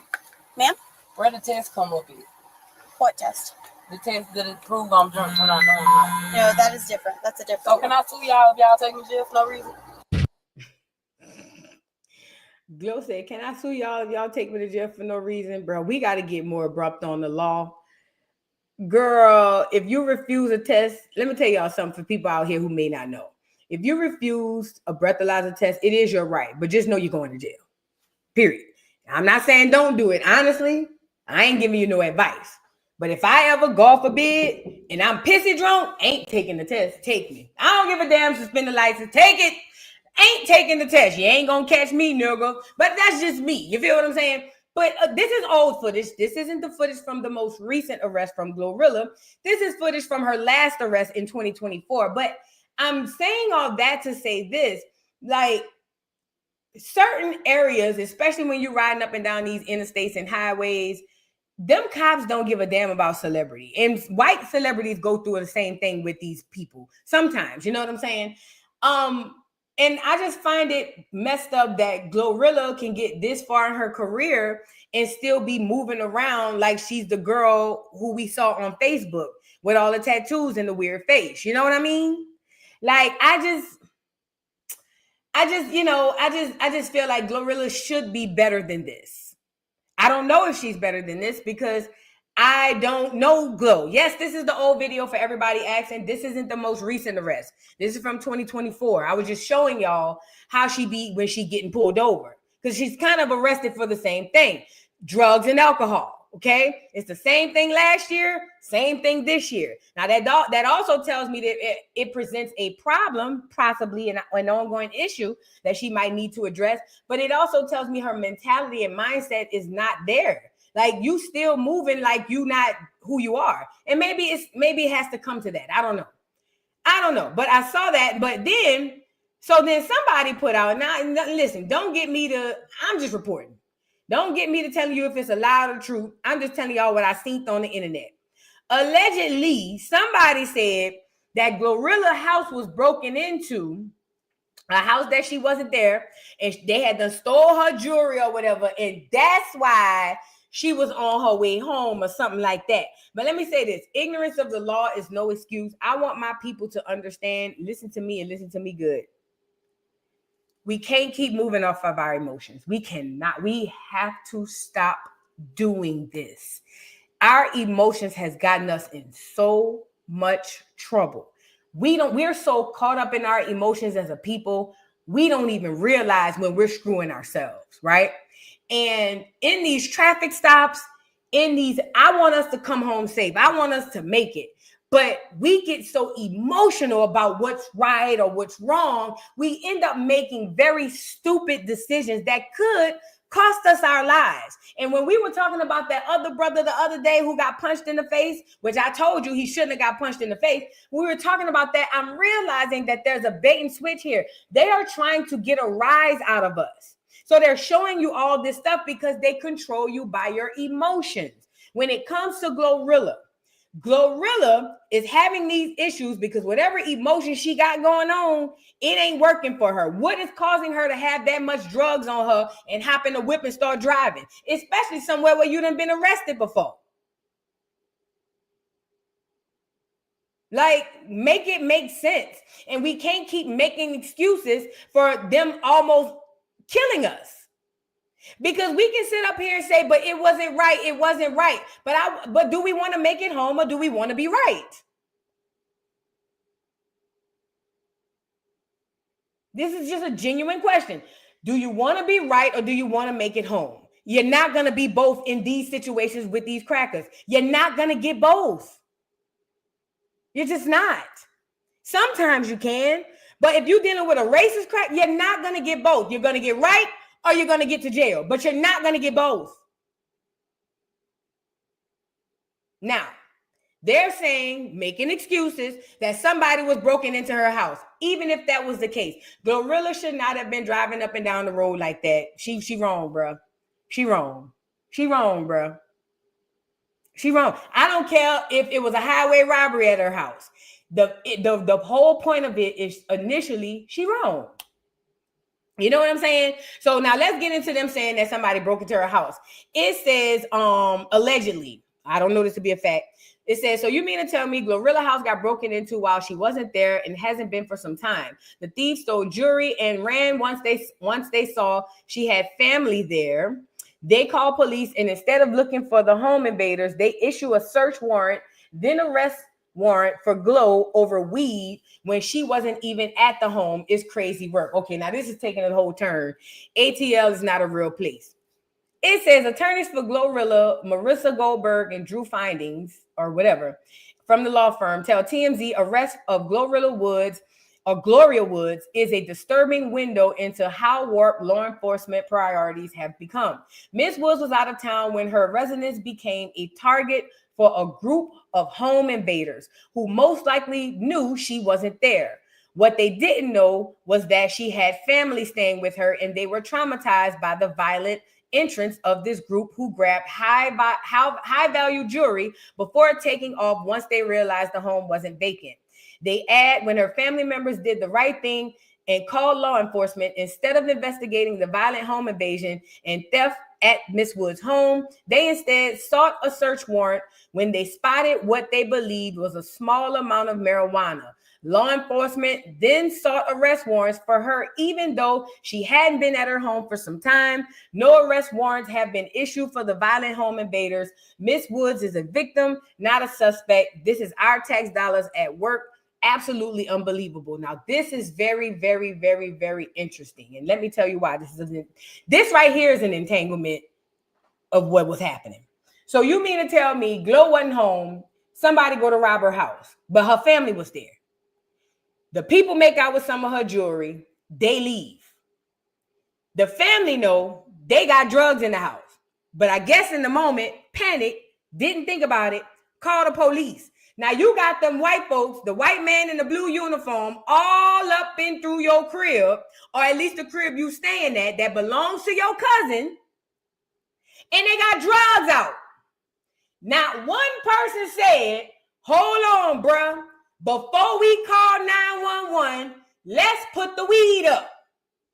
Let's put the pills down. Let's go hide this shit so when they come in here and go to looking around for stuff that got stolen, they don't run across the weed. Even if the house smelled like weed. It's one thing if we was in here smoking, but you can't find the weed. That's one thing. I could get off of that. But if I got an ounce or however much of weed that's illegal, I need to put that away. I need to tuck that down. I can't get caught up in the robbery and forget that there's a whole ounce of weed sitting in the corner right here and the police is on the way. My brain can't stop it. I can't not think about that. Because I know that irregardless to why I'm calling the cops, they coming and they gonna take anything that's illegal. Anything illegal, you're going to jail. So these niggas done called the cops, had the cops come over there. Glow ain't even home. Them people looked around. Oh, y'all got robbed, huh? Oh, man, that's crazy. Who the house for? Oh, it's for my cousin Glorilla, whatever. Oh, yeah, that's crazy. Where she at? Oh, yeah, she on the way back here. She's somewhere with it. That's crazy. Well, we gonna make y'all a report or whatever the case may be. Oh, wow. 1022 calling in Gloria Woodson over at 556 Everlane Drive. Please send K9 and yeah. We'll take care of it. Please send K9 and unit, and also try to get to see if we can get the judge to sign that search warrant over. You know what I'm saying? Y'all niggas, this is what I'm saying. These new people don't have no street sense. None. They have zero common sense. You niggas got so razzled and frazzled from being robbed, you forgot to hide the weed and the pills. You big dummies. Now, they done put the doggone arrest warrant out for her. She getting pulled over looking, I don't know if she was looking high because that was an old video that I just showed. But now you get pulled over looking crazy, and now y'all want to blame it on a miscarriage of justice. No, it's a miscarriage of cousins. Your cousins are about as dumb as Mike Vick cousins. And this is why all your family can't come with you. Because see, if y'all gonna be doing whatever y'all doing, it can't affect me. But if it's under my roof with my name on it, it absolutely affects me. Nigga, remember when Denzel snatched his cousin glasses off and told him, he was like, take the fucking glasses off. And he was like, next time everything come through Huey, you come through, you report straight to me. And he was like, that's alpaca. You gotta black that shit. That would have been how to handle your cousin that got you caught up on some shit like this. Are you insane? Y'all niggas really called the police with the weed out and the pills just out here? Ain't that how they got Mike Vick? So allegedly, again, I don't know how true this is. I just seen it on Twitter. But if this is true, it's still not an excuse. However, is it a miscarriage of justice? Maybe. I don't know. But it's so much stuff that Glorilla got that's against her that it's going to be hard to make it seem like they just targeting her or something like that. You know what I mean? So we'll see how the Glorilla piece pop off, girl. Y'all get the likes up on the video. I haven't heard anything ever since the arrest. I heard about the arrest right before I came live. So we'll figure it out. If we hear anything or if y'all hear anything, make sure y'all hit it. Send it to me. Now let's get into this 50 Cent versus Rick Ross situation. 50 Cent has this weird obsession with Rick Ross. I think they both have an obsession with each other. I don't even care. But either way, he posted this video. But on the video, it looked like Rick Ross on camera on a yacht, but it looked like he was with a dude. Now, this is the gag with Rick Ross being with a dude. We've all heard about the gay rumors. Everybody on here has heard about gay rumors from Rick Ross and allegedly him being, a little fruity pebble, right? And we all know he a little big one. So that was a lot to digest when we heard about it. You know what I'm saying? So I want to see if I can find the original video before I show you Rick Ross receipts. But either way, so 50 Cent posted this video that looks like a man. I'm gonna go get it, but it looks like it's a man on the video, and he's hugged up with Rick Ross. And he posted that video, and everybody like, "Oh snap, Rick Ross gay, ta da da da." Rick Ross came back and responded and showed that it wasn't in fact a man. It was a woman with shorter hair, yet and still a woman. But he feels like 50 Cent is obsessed with him. I think they're both obsessed with each other. But 50 Cent has this obsessive creative or obsessive disorder with all these celebrities. And it's weird. It was fun. It was cute at first. But now when 50 be speaking out about stuff, I be looking at him sideways, especially after knowing how much of a duck goose he was for his baby mama Daphne. 50 was the nigga who in the train who fell in love with the bitch. You see what I'm saying? So let's really be clear about that. But I want to find that video, like I said, where 50, the one 50 posted originally, so you can see the difference in the let me see, in what the videos are. And we got to be careful with this AI stuff too, because what I'm noticing is it's so easy to make these fake videos. It is so easy to make these fake ass videos, and people gonna fall for it because this look real. And even the video receipt that Rick Ross showed looked fake to me too. It looked like so pixelated, and with the cameras and the stuff we have today, why all these celebrities videos and stuff be coming out so pixelated? That doesn't make sense. Now here's the original video that that 50 Cent shared of Rick Ross with a woman or with a man, allegedly with the man. So as you can see, it looks like a man. You see that? Now, mind you, look at how pixelated this video is. Of the technology we have in 2025. Girl, the oldest iPhone have a better camera than this. What is this? What is this? We don't even have footage that's recently recorded that looks like that. Like, make it make sense. You know what I mean? But long story short, that was the video originally. And basically, 50 was like, yo, Rose out there with a dude laughing, ha, ha, ha, ha, ha. Well, Rose responded, he didn't like it. He said 50 is obsessed with him, and it was definitely a beautiful woman. Now, most of y'all know Rick Ross has a type. Rick Ross likes slender women who bald head. He has a type. He just does. It may not be a skin tone type, but he has a type. Rick Ross likes slender women with short hair. That's his thing. And the reason I'm saying that is because a lot of the women he get with be slender with short hair. Okay? Yep. So let's get into what Rick Ross had to say in response. Curtis. You're so infatuated with my lifestyle. You see me out on the yacht with a black, beautiful woman. And I hope you don't have anything against black, beautiful women, Curtis. I mean, what are you insinuating here? I mean, and we know you just had your heart shattered when you found out what we found out. We all found out together. And we know that's the mother of your youngest son, little Bruce Leroy. Man, but you got to give a beautiful black woman an opportunity, Curtis. We know you may have been hurt. You're a hurt hoe, but get over it, man. Enjoy a glass of fine bubbles and move on in life. Be happy. Curtis. All right, so that's what he had to say. He said 50 is obsessed, and that was a black, beautiful woman. Now he came with his receipts, and you tell me. Now this is his receipts. Hold on. I can't play the music. Let me turn the volume down because I can't play the music. But here's his receipts. Now I'm going to show y'all the difference in the videos. Y'all see it? I'm going to let it keep looping so y'all can see it. According to Rick Ross, and when I saw it after this, I said, no, that is a woman. That's definitely a woman. But the first video that 50 shared, it definitely, maybe at first glance, but it definitely looked like a man. So I'm like, one of these or maybe both of these is compromised videos. What in the world? Like, and where does 50 Cent be getting this stuff from? Do we have like his fans that send him this stuff and then he just go post it on Insta? Like, does he know this stuff? Like, what is it? What is it?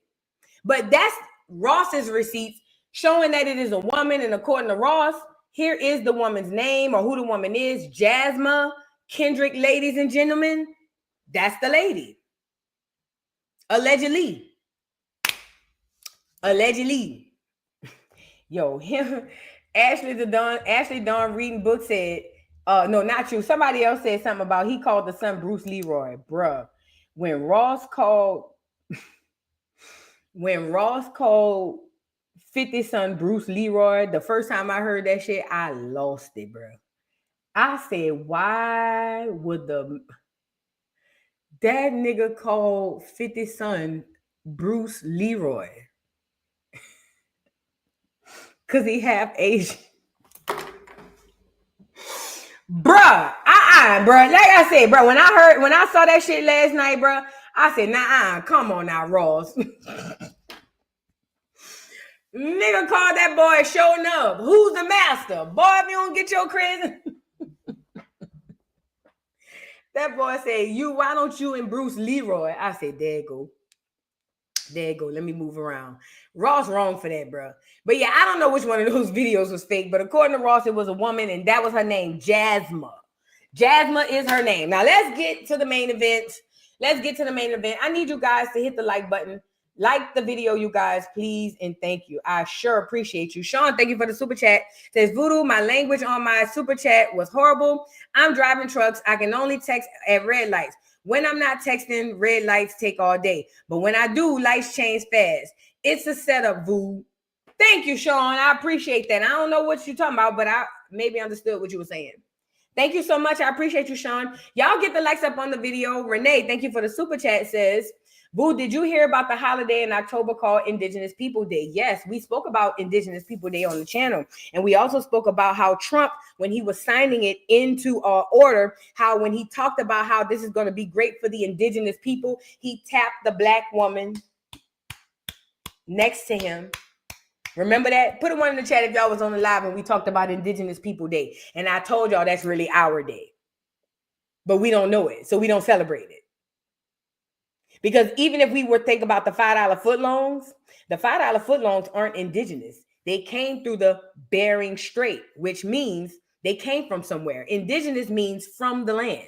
So if you're indigenous, you were here from its inception. So now my question is, who are the indigenous people? And when Trump did that, and that black lady gave it to him to sign, and he said, this is going to be great for indigenous people all across America.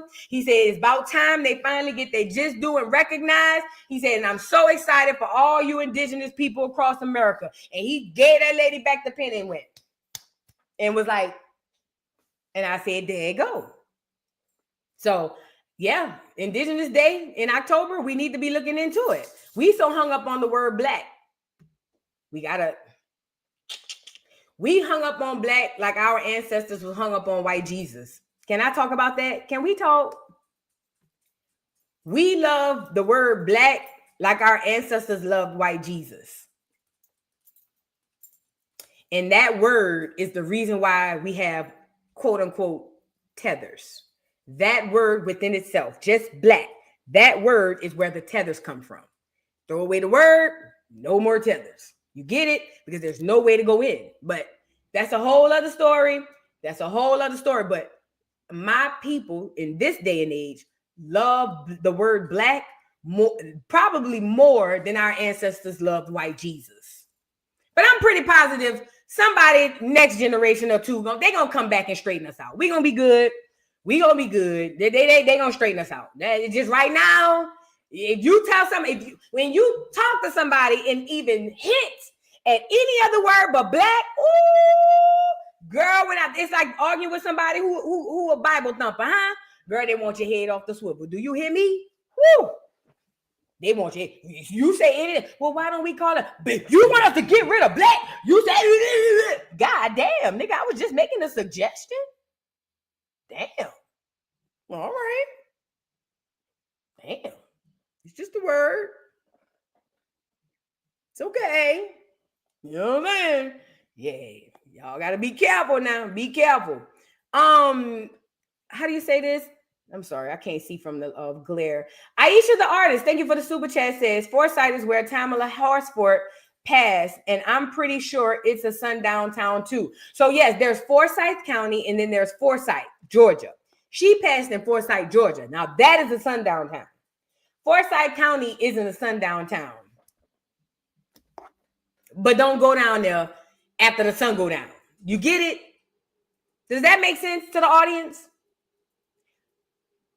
Forsyth County, if you ever have to drive through Georgia, Forsyth County, it is not a sundown town.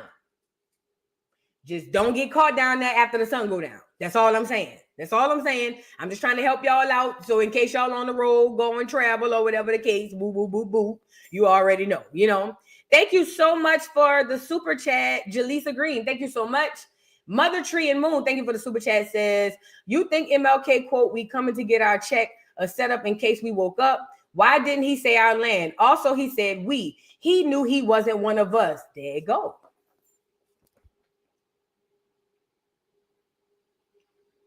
There you go.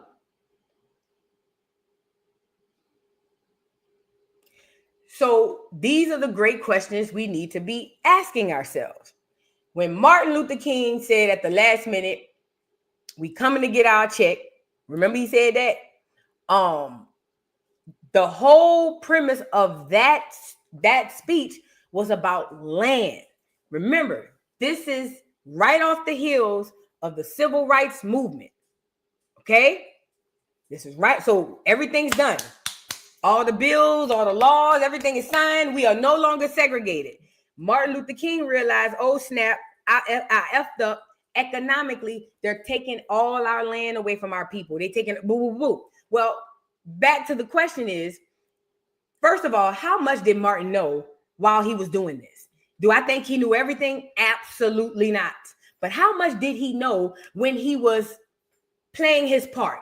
That's a question, okay? Now, then the next thing is, she's saying when he says why he said we when we coming to get our check is because you have to understand, Black America, there are people walking amongst you who have been co-opting and lying and playing like you. And the whole gig would be up if they were to come out and say who they are. You are not going to you're not going to look at them the same. They're going to be treated they're going to be treated differently. So these people who are walking amongst us, who have walked amongst us for hundreds of years, these Black people in America, not just the Caribbeans. Y'all forgot a lot of Black Europeans resided in America and you didn't know it. You didn't know it. And from what I'm hearing, and I heard this on Topcast last night when he was talking about it. Shout out to Big Chief Topcast, BCU. He's saying that the genealogy goes back to Ireland, Dublin, Ireland. The grandpa. So when he said we coming to get our check, who you talking about? Because you ain't one of us. As a matter of fact, if they were to give reparations that day, Martin Luther King would not qualify. I'm just asking. I'm just giving you see what I'm saying? He wouldn't qualify under those because he wasn't one of us. Does that make sense? Now, I think it was funny that the whole speech was about land, but then at the end he said we coming to get our check. He should have been saying we coming back to get our land because that's what they were taking from us after the civil rights movement in droves. Lashes Pure Organics Tea, thank you for the super chat. Queen Boo, I sent it to your Instagram message, okay? I really value your honest opinion. Love you down to the ground, but Voodoo, I love you. Why you say, I love when you say that. Thank you so much. I will check it out and I'll respond and let you know what I think. Thank you so much. Let's get into why we're here, y'all. We got to get into why we're here. So apparently some woman, all right, we talked about this earlier this week or maybe in the last week. Apparently they're Black Americans have come together and they are wanting to boycott African braid shops. Now me, I've already been boycotting because I've never gone to an African braid shop. I just never did it. I get it. A lot of Black American women want to get the convenience. I'm here for it. I ain't even mad at it. You feel what I'm saying? I think my biggest problem is what comes with said convenience. So some girl came on TikTok and was talking about her experiences in African braid shop. And I was just like, hell, pack them up. Girl, look, I'm ready to pack everybody up. I'm like, pack them up. Fuck. Because I don't like the fact that they be putting 10, 15 hands in y'all head. Can we start there first? Can we talk about the fact that y'all be letting 5 and 6 pairs of hands in your head? You don't know what they putting in your crown. You don't know what kind of energies and spells. All you know is you want your braids done and you want them done in 3 hours. See what convenience gets you?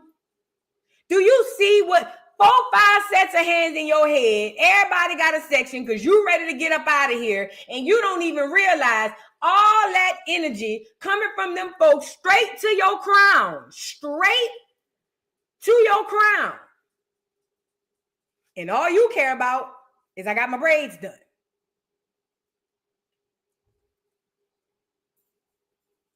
Let me also say this on the flip side. Black American women. You bitches make it so hard to just stick with us. You bitches want to try to do marathons when y'all can't even crawl yet. Y'all, Black American women, not all, who braid, sometimes you bitches do the most. You don't want to wash the hair. You don't want to do this. And you got to do that. You got to pay this. And then it's a deposit. The deposit is 75% of the doggone, the braids. And then you got to buy the hair from me. You can't come in here with the hair. And if you're 15 minutes late, that's a $25. Y'all hoes make it hard for people to only. If we want to just say, fuck it, we going to go with each other. You bitches are making it hard for us. Y'all single-handedly are tearing us down. But let me say this to Black American women. Y'all keep going around there playing with them hoes who want to play stylists on TikTok. That's where y'all mess up. Every hood still got a bitch that know how to braid. Y'all got to be, y'all slow. Y'all slow as turtles, as a matter of fact. Every hood got the girl or the child somewhere around there that know how to do braids. And she cold. You hear me? She off the chain. Go to her. Yeah. All them Instagram stuff. Them hoes need to go out of business anyway. I'm going to be honest. Go to them girls. Go to them young girls in high school that's been braiding. Them girls cold. Or go to them younger women with all them kids. She don't really got nothing on Section 8, but that hoe do some cold braid. Go over there. Go to them girls. Because see all them other girls? Y'all are single-handedly making it hard for us. Now, I do my own braids, so there's that. I do my own hair. So I don't, you know what I mean? However, what I want Black American women to know is dealing with these African shops. I've never got my hair done there, but I've heard the stories about the disrespect, the cussing out and all that stuff. I've heard all of that. Sometimes convenience can cost you. Having all these different hands in your head, and I don't care where they come from, is very bad. Sometimes you don't know why shit going left all over the place. It could sometimes be from things like that. Okay. So with that being said, we need to start patronizing each other, having more patience with each other, and actually working with each other. Now, as it pertains to the Africans, they feel some type of way because now we saying we want to boycott, right? I've done a whole thing on braids, and I've heard other people on TikTok, oh, Black Americans want to boycott African braid shops. Well, how about if Africa, we take back all our stuff, don't use an African back scrub, and don't use African soap, and don't use braids because braids originated in Africa. Cap. I did a whole series on it. You a motherfucking lie. Actually, braids originated on this side. Well, technically, it originated everywhere. Everybody with kinky hair, for some odd reason, was braiding their hair. So it doesn't really have an origin story. See, we are under the impression that everything starts in Africa because the Bible said that. Everything happens in Africa. So now the African, we'll take back our braids. We'll take back our braids. If you don't want that to come and take my braids. Girl, bitch, you don't own no braids. You can barely do braids. Quiet as hell. Africans can't do no braids. I don't see what y'all seeing it. That shit be horrible. Bitch walking around with caterpillars on your head. Antennas. Y'all be looking a mess. I ain't gonna lie. And I can't see your hair. And it be looking like your edge is about to fall out. Y'all be looking a mess. I don't care. Y'all be looking a mess. And I'm not being mean. It's just that the Africans really on here acting like they, yeah, like, bitch, y'all need bitch. They learning how to do your braid styles. That's why when you go in there and say, I want the Sinhalese twist, and they give you some bohemian braids, because they're learning how to do what you already know how to do. They are learning, because listen, if the origin is in Africa, then we should be doing braids like the people in Africa. That don't go like that. It's flipped the other way around. So this is my question. This is just my question. If they are coming here, learning the name of your braids, learning how to do your braids, and sometimes from what I'm hearing, messing them up, then who is the originator of the braids? And then also, why do you need them? If they got to come here and learn how to do what you already know how to do, why outsource that? See, when we talk about economics, stuff that we already do, let me tell you something. Crack gave Black America its own economics. Did you know that? Hear me out. Crack was illegal. Crack did horrible things to the Black community. But for the people who sold it, they created, they had damn near their whole own economic system, because the money was traveling back and forth through each drug dealer's hand all around. And it was going, and yeah, they would go out and spend on cars and clothes and whoop. But that's what economics is all about, okay? Having money that's circulating through a group of people.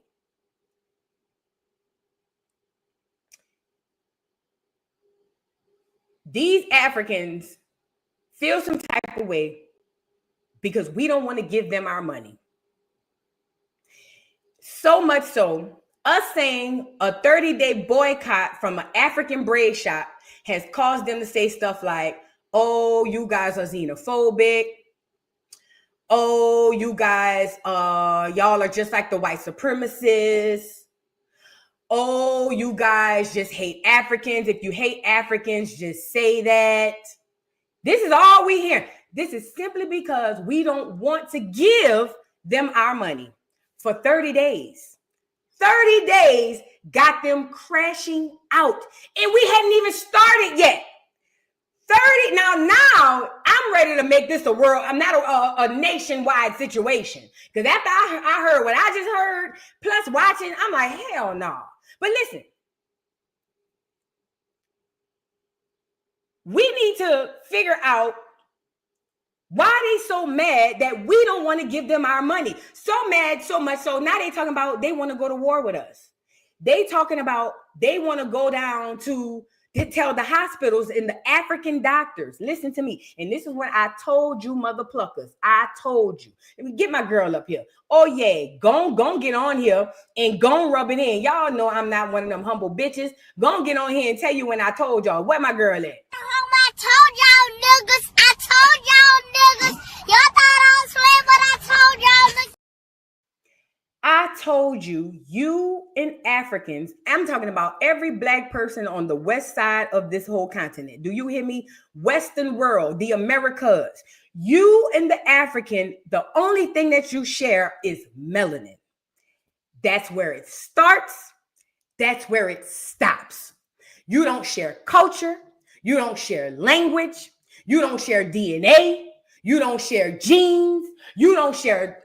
Y'all don't even have the same shaped skulls. Do you hear me? Genetically, you are completely different from the African and the Asian. And I'm talking about the Black ones, okay? Genetically, you are completely different. Why is this important? We are under the guise that we are all the same. And now we're seeing once support is pulled back from these people, they ready to do something so far as we ready to go to war. This lady got on this internet and said, all the doctors need to stop treating Black American patients. She said, we need to go to war. And then this another thing too. And get me back up here. Come back, little bald head heifer. Get me back up here too. You see the Caribbean, my Caribbean cousins out there? Not all y'all, but there's a small section of y'all who like to follow behind them goddamn Africans. And y'all be on that same type of time with them Africans. But let me tell you this to my Caribbean cousins. I don't give a damn if it's a Caribbean Hispanic black, or a Caribbean black. And y'all know what I'm talking about when I say black. Some of y'all been going on that stuff with them Africans, playing with them Africans. You think if you gonna get on their side, they not gonna backdoor you too, duck, goose? Think about it. If they hate us, or if they got an issue with us, what makes you think they ain't gonna turn the table on you? What I believe, and I ain't nobody. I'm just a regular schmegular person. You know what I'm saying? But what I believe is that us in the Western world really need to be sticking together. If anything, because we were all affected by the same groups of people at the same time. But I'm starting to see a lot of Caribbean people, are talking like the Africans and da.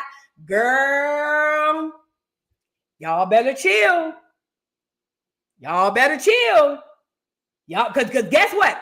If they could get through us, no shade. Shout out to my Caribbean family. But because I don't think they could. If they could get through us, or at least give us a run for our money, the Caribbean, you don't stand a chance. You're too small.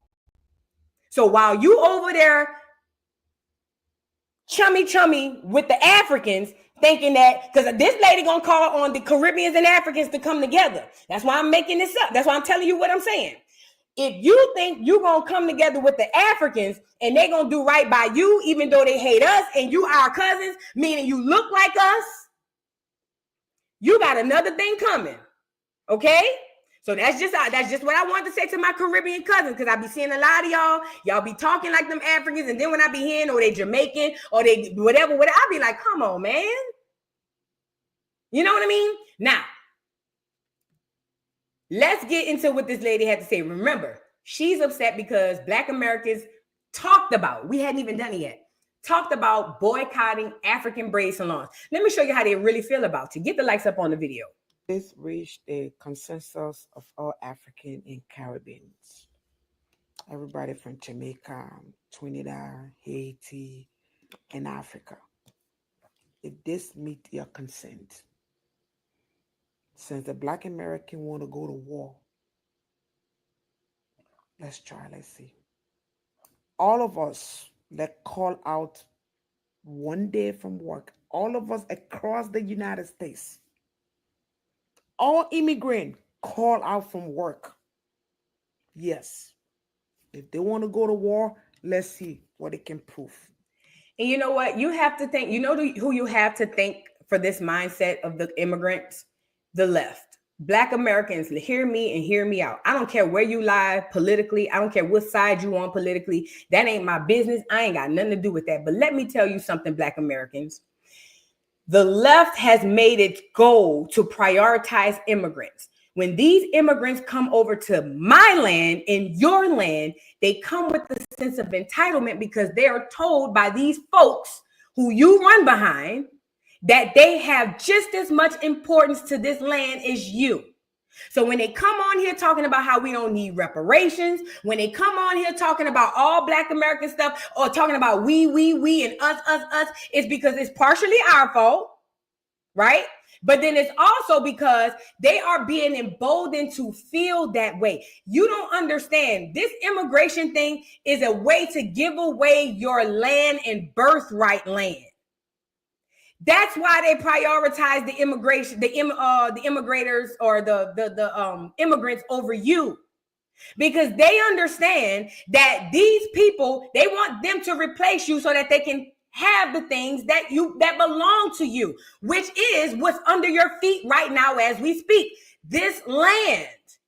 So these immigrants coming over here, all the Caribbeans, and I don't know why she adding the Caribbeans to it, because I don't think collectively the Caribbeans is on the African side. Now, I don't know. I ain't spoke to them collectively.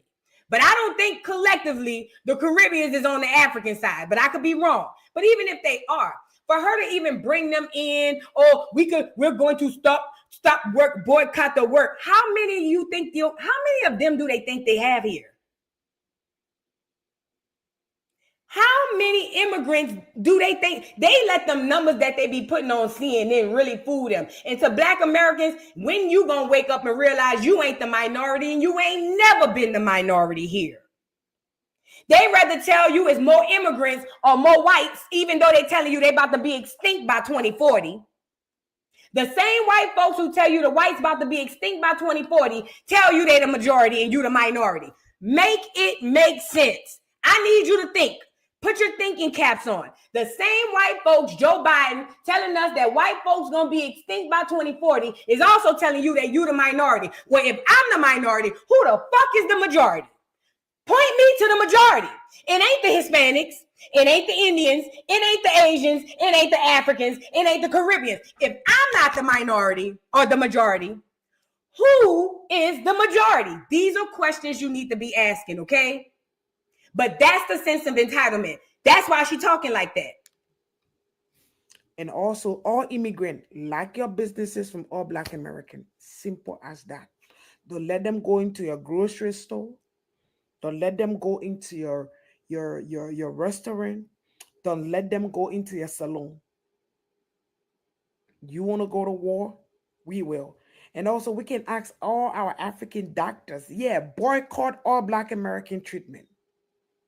Like I said, you don't want to go to war with African. Trust me. We are 54 freaking country. The population of African in the United States is more than your Black American population. Just so you see that? That comes from the same education we got. See, we believe that Africa is the only continent that's mostly populated with Black people. Even though your eyes tell you something different when you look around your city, your towns, your country, when you even riding up the street, it's very seldom you run into an all-white town. But you believe because, and that's why she's saying that. She's got the same education we got. Oh, it's 54 countries of black people in Africa. You don't want to go to war with us. I'm pretty positive them other countries ain't worried about this lady. You know. That's the reason why 64% of the Democratic vote is immigrant. And out of that 64, 54 is Black. So Black America, you don't want to go to war with us. At this point, I don't care if you're a Democrat or if you're a Republican, because the stupid Black Republicans that are being controlled by the white tea brought this up. And it seems to be that some of you on the Democratic Party side are also getting along. So you want to pick that fight? We can do so. Yeah, we can ask our 54% vote to boycott the coming elections. Oh, yes, I can guarantee you. Did you hear that? She said, she put a stat out. She said that the Black vote was like X amount of percent, but of that vote, the immigrants were like 54%. So she think they got voting power now and everything. See, she think they got voting power now and everything. And this is why I can't stand that heifer Jasmine Crockett. Every time she opened them braces, she talking about some immigrant this, immigrant that. We need to fight for the immigrants. What about the immigrants? I can't stand Jasmine Crockett. That's your home girl. I ain't heard her. Every time I hear her even mention FBA, it's to show that we messed up to help somebody else. Immigrant. Every time you see Jasmine Crockett, immigrant. But y'all like her. That's your partner. That's y'all little partner. That's the ones got these people emboldened like this. When we boycott it, you will have no seat. Don't play with us. We are calm. Ooh, we don't go back. Remember we talked about this the other day? We have no seat. Let me back up. I also getting along. So you want to pick that fight? We can do so. Yeah, we can ask our 54% vote to boycott the coming elections. Oh, yes, I can guarantee you, when we boycott it, you will have no seat. She thinks that the 54% immigrant population that make up the black vote, she's saying that if they boycott the elections, that FBAs will have no seats. So far, she wants us to die because she says she wants the doctors to not see us at the hospitals. Also, she says she wants us to be boycotted, all our businesses. She said they shouldn't go to work. Now she wants us all out of politics. Listen, this is all because we want to boycott African braid shops. Listen, she want us dead, boycotted, no political power. She want to strip us from everything. Isn't this so African-like? Isn't this what they do to each other in their homelands? Isn't this why they go to wars with each other? And then next thing you know, you turn around and the whole homeland is wiped out. The women and children have been raped and things. That's how far they go. This is how far they go. And this is what I'm trying to tell you, Black America. Because this is what I'm trying to tell your duck ass. You're not wired like that. We are not built like that. Our brains don't even fathom things like that, even with our worst enemy. We could be beefing with a whole continent as a collective, and our brains still won't think of, ooh, let's find a way to get to their doctors so that they can't get no health care and then they could die. Or, ooh, let's go around there and make sure that we could get them up out of there by taking all their land and taking their political power and taking them out of office. We don't even think like that, but I keep telling y'all niggas fell for the banana in the tailpipe. They made y'all believe that melanin means we are the same. That's the only thing we share with them mother pluckers. Melanin. That's it. That's all. Scientifically, morally, culturally, period. Period. So yeah, she wants the doctors to stop treating us, boycott all our business, not go to work, and take all our political power right here in our own homeland. Because we don't want to go get braids by folk bitches in dashikis. Let that sink in. Let that sink in to everybody on this chat. Yeah, internet beef got that hard. So where this bitch want us wiped us, she want us completely wiped off the face of the earth. How fast? How many times have I told you there's 2 times you will hear the truth? 2 times in your life when you ever want to hear the God's honest, unadulterated truth from the person, you got to catch them at 2 times in their life. Mad day and a joke. Mad day and a joke. A mad day bitch gonna let it out. She gonna let anything she been thinking, but she ain't never said it, or anything she might have thought about, but she kind of held it in. Wait till mad day. You gonna hear it all. And mad day is here for the African, or at least this one, and she over here hollering, tell the doctors to stop treating us in our own hand, in our hospitals, in our land. She want our political power gone. She want us dead and sick because we don't want to go shop at the African braid shops. Now, this is just me. I'm just a Black American woman, indigenous, copper colored, aka FBA, if you want to call me that. This is just me. I think we need to boycott them all the way forever. Ain't no second chances. See, that's another thing Black Americans have an issue with. Y'all like giving people second chances and they play in your face every time. I said boycott, roll them up out of here too. And let me say this too. I see a lot of the Africans on there talking about it's xenophobic and all the people we could be boycotting. Why them? Why not the Asians? Well, we got to start somewhere. Sorry. Tough titty said the kitty, but the milk was dry. Bitches, your number up. What's up? I don't care. Yeah, we gonna boycott the Asians. Don't worry about who we boycott next. Worry about who we boycott with you. You minding the wrong business. Don't worry about who we about to boycott next. I don't give a damn if we want to boycott you and never boycott another motherfucker on the face of this earth. That's our money, our choice on our land, and who gonna pop us? Who gonna pop us? Fuck wrong with you? Bald head ass with that soft ass baseball cap. I'm ready to pack these hoes up. I've been ready to pack them up. So y'all just say, I'm waiting on the word. I've been ready to pack them hoes up. What's What's up? What y'all on? We sliding or what? What we on? Girl, man, fuck all that. Y'all don't get me riled up unless we ready to ride. That's all I'm saying. If we ready to ride, I'm ready. Man, I'm ready to pack the motherfuckers up today. Like yesterday. Fuck wrong with you, stupid looking ass. Don't play with us. We are calm. We don't intend to insult nobody. We don't look down on anybody.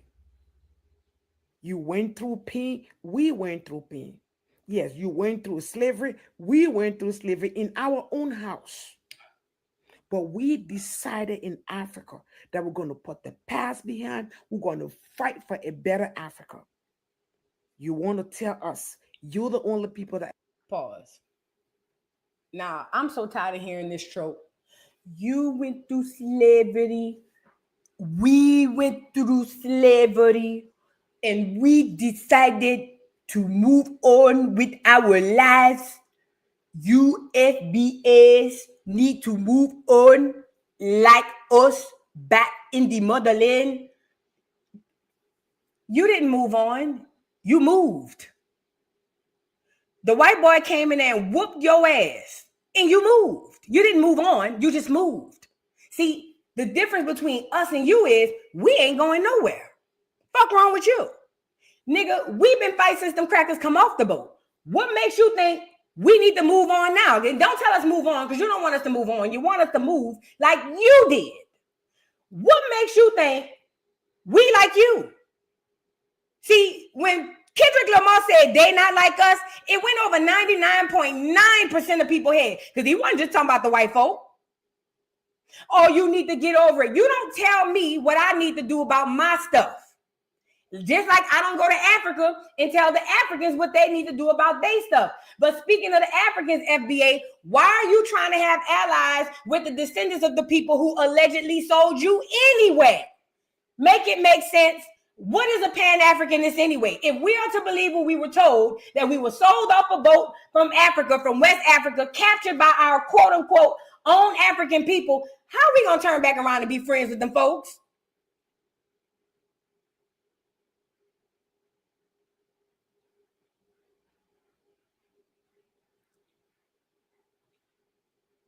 Bruh, I'm going to let her cook a little bit more. Ever went through slavery? No, the Caribbean, Haiti is still going through slavery.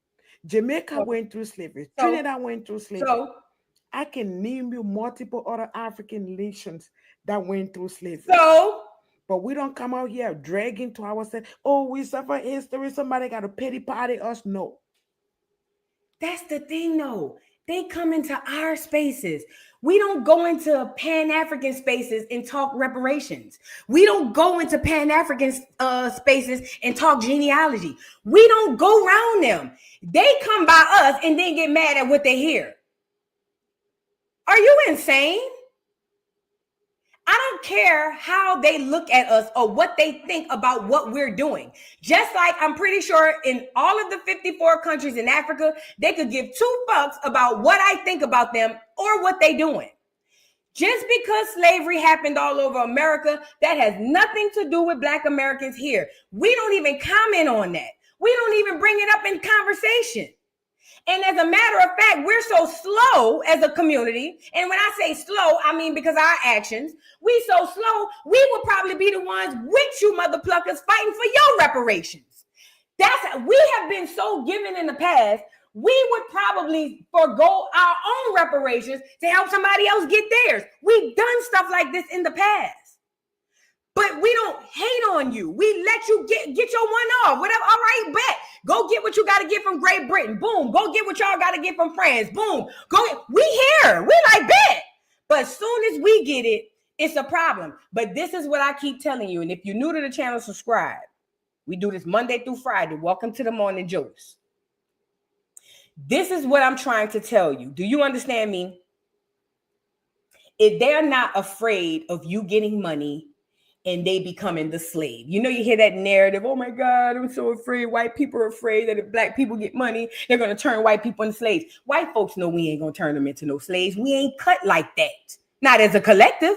We not cut like that. They ain't afraid of that. What they're afraid of is the Great Reset. Things to go back to the way they were when we were economically the power, when we were the ones on top, and the Slavic slaves, white folks, was the ones doing all the work. Story for another day. Monday through Friday morning, Joce. Meet me here. Don't beat me here. Well, beat me here. Don't meet me here. Let's get back in. We work our ass up because we don't want the white teammate to tell us what to do. That's why we work. That's why we don't want to live on the system. So if you're jealous and you angry about that, go do the job that we do. Go to school. That's all you need to do. I saw your video where you're calling for them to boycott African restaurant and boycott African salon. Listen, plus you, minus you, African businesses still gonna go. Bet. Like I told you. Like I told you in my previous video.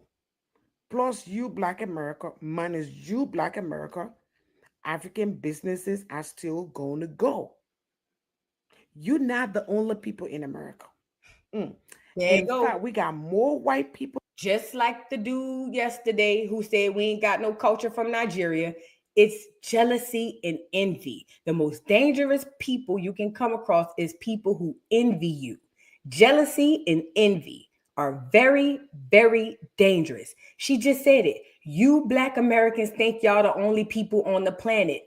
Jealousy and envy will do it all the time. If you want to hear the truth, allow a person to speak. What makes her think that we think we the only people on the face of the earth, or we the best people on the face of this earth?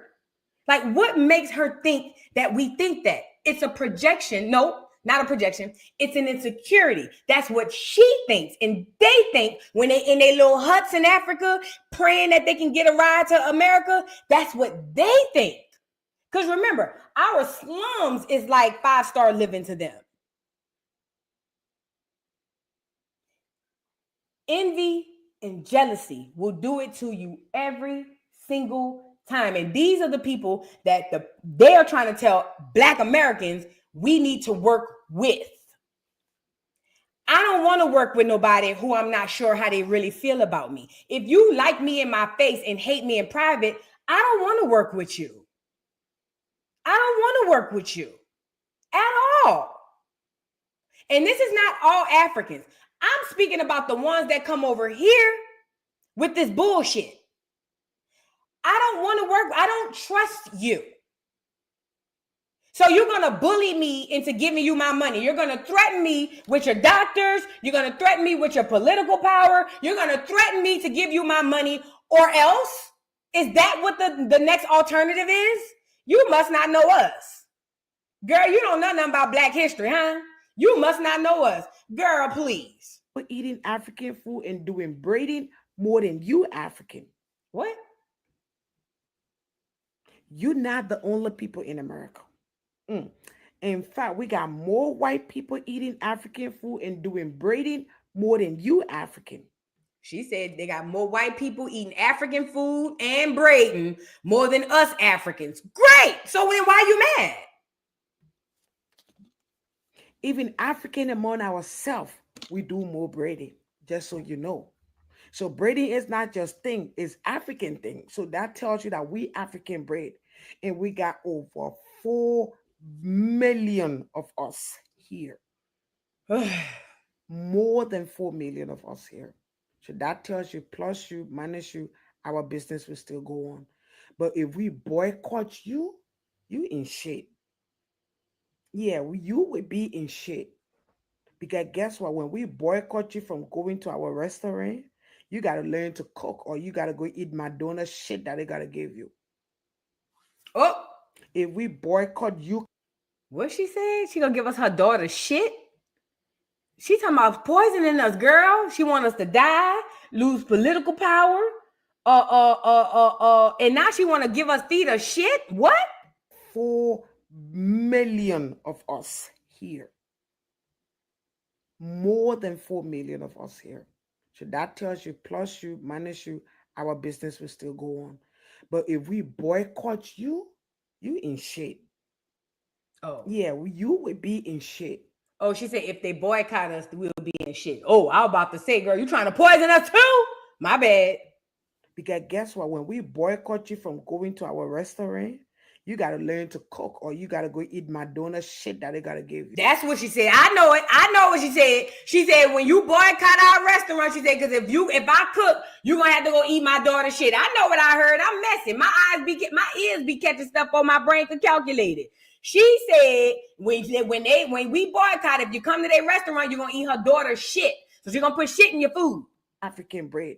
And we got over 4 million of us here. More than 4 million of us here. So that tells you, plus you, minus you, our business will still go on. But if we boycott you, you in shit. Yeah, you would be in shit.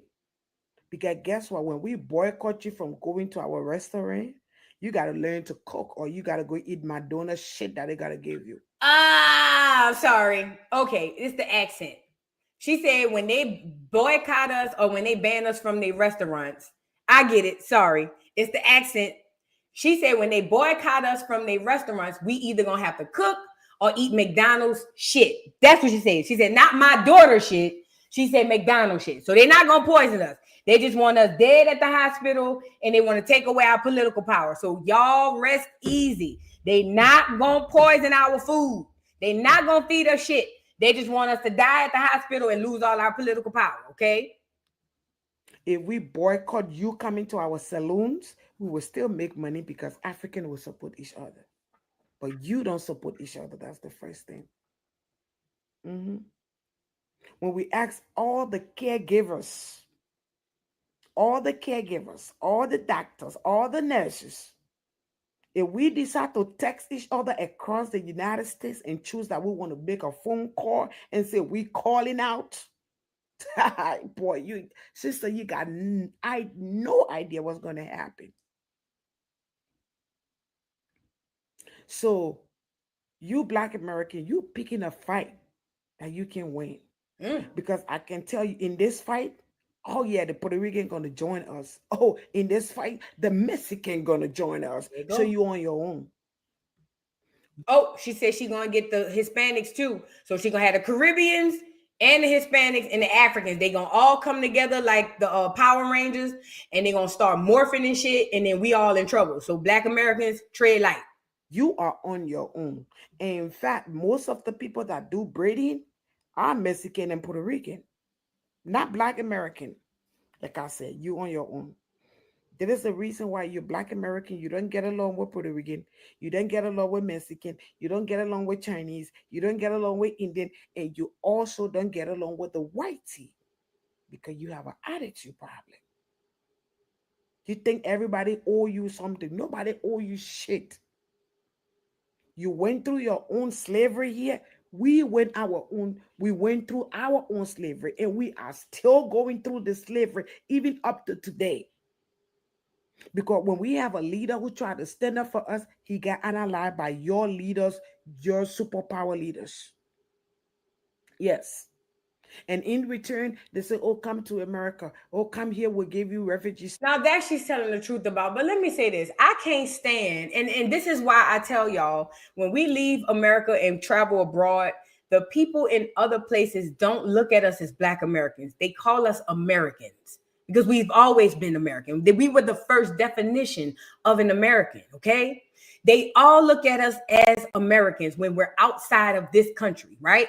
Us and the whites. So they connect our government to us. So she's saying, oh, y'all came in here and killed our people. And, bitch, FBA wasn't in there doing that. And the ones who joined the military, that's onesie twosies. But as a collective, FBA did nothing to these people. FBA did not go to these lands and run through that shit with the Navy SEALs. We ain't got no boats. We ain't got no planes. We ain't got none of that. But they use it as an excuse to just say why they hate us. They know that's not us doing that.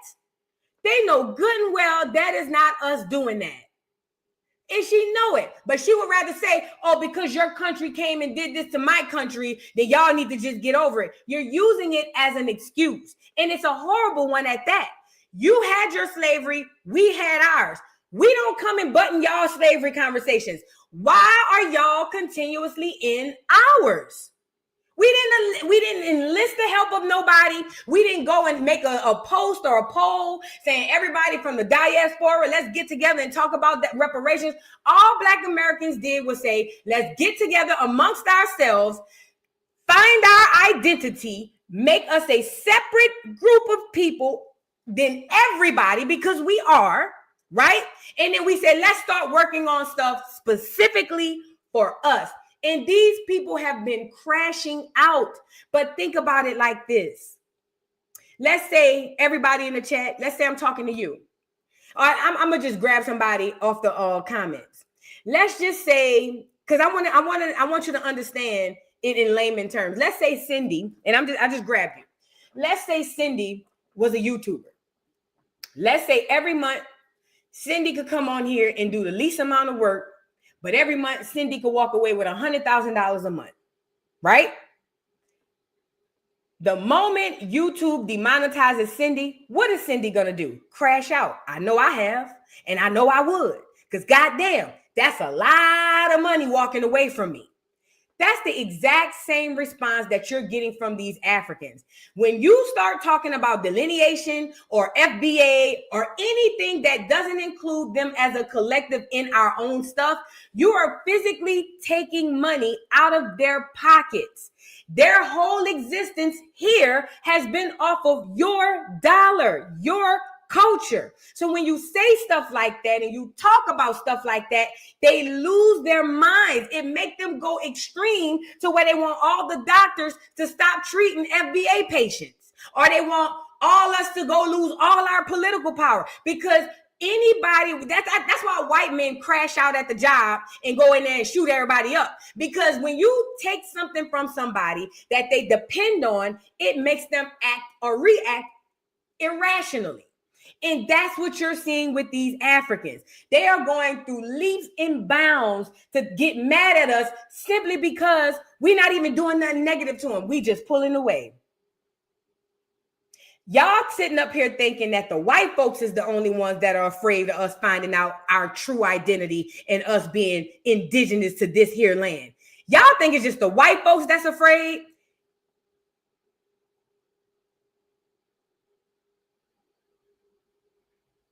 Okay?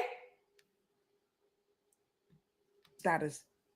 If they were allowing our leaders to do for us, we would not be coming over here. So Black America, like I said again, you are on the right path. Because you see, I can get along with the Puerto Rican. Oh yes, I can get along with the Mexican. But you already have a fight with the Puerto Rican. You already have a fight with the Mexican. Now you want to add us to this? We are your last bus stop. We are your last bus stop. And this message is for those of you Black American that are attacking African. And this message is not referring to you. If you are a Black American who is not involved into this fight, this is not for you. This is not for you at all. This message is precisely for those FBA on TikTok calling for them to boycott African Salon. Listen, we can boycott you whatever way we want. We can choose the day. One thing we know, you don't communicate. And one thing you don't know, we African, we communicate, regardless of where we come from. The entire 54 countries in the United States, all the citizens communicate. When Gambia is celebrating her independence, Liberia, Nigerian, everybody will go there, we interact. So it is easy for us to get a message across. You don't want us boycotting, because if we boycott you, we will not let you into our grocery store. Oh yeah, we will not let. Can somebody who live around Africans enlighten me? Because I've never lived amongst them, so I don't know. Do Black Americans in droves go to their stores? Do Black Americans in droves go to their restaurants? Now, I'm going to go out on a limb and say no, because culturally, we don't eat the same. But ultimately, the way this lady talking, like, and again, if y'all live amongst them, maybe you can help me out, because I never lived amongst them. This lady talking hella cash money shit. This lady on here talking about boycotting from the stores and the grocery stores and all of that stuff and starving niggas out. Like, what? And then to threaten Black America saying that Africans are going to stop supporting us, get me up here. Quiet as it's kept, nobody support us. No group of people patronize Black Americans. None. As a collective, no group of people patronize Black Americans. None. Black Americans patronize everybody. Black Americans patronize everybody. So you on here talking about boycotting us, bitch, y'all don't shop with us. Ain't never shopped with us. See, now you bringing it up. Now I need to get this out to my folks. Y'all ain't never. Y'all don't come get y'all hair done by us. Y'all don't come get your makeup done by us. Y'all would rather get on YouTube and watch a tutorial and do that shit fucked up yourselves than to come over and let a Black American touch you. Y'all don't support nothing we do. Never have and probably never will. What you mean? If we get the boycott, bitch, y'all already boycotted when y'all came here. That's another way economically to keep you down, Black American. Because if they don't put their money in your pocket and your money continue to circulate outside of your pocket, then you never have generational wealth and you never have economics in it as a culture. Are we tracking? Girl, what do you mean? Y'all have never supported us. So honestly, I feel like this. The whole Pan-African thing is a scam and a sham. For Black Americans to even think about being allies or becoming allies with the very people who sold them off a boat, we as Black Americans, something's got to be wrong with us. Because, bitch, if a bitch kidnapped my child, we not being cool. You get it? If a bitch kidnap my child and turn him into a prisoner of war, I don't give a fuck if it's your 5th grade grandchild. I'ma stomp that whole head in. Do you understand me? I don't understand our mindset. How are we supposed to be allies with the very people who sold us? If we are to believe that. But again, they've never supported us. It's always been one-sided, and this is why they're crashing out. But I need you, Black America, to understand what's happening here. It's deeper than the braid shop. It's way deeper than the braid shop. This should be a nigga wake-up call to a lot of us.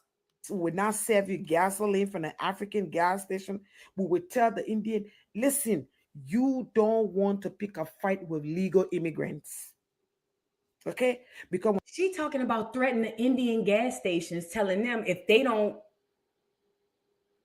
ban us or bar us, then as a legal immigrant, they gonna tell on the Indians. She's not talking about threatening. She's talking about working group economic. She's talking about working with other groups to fuck us up. All because we thinking about, because we haven't done it yet. All because we thinking about boycotting African braid shops.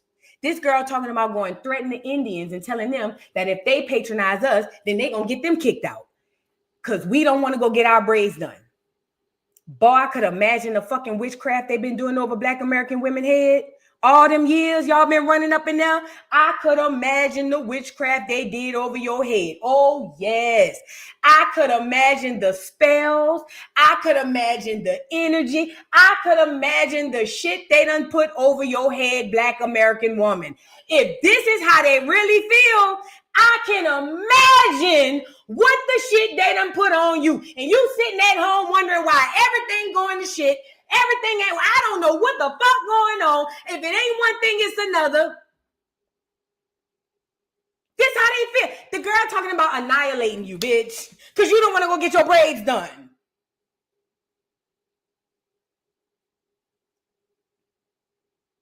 Make it make sense.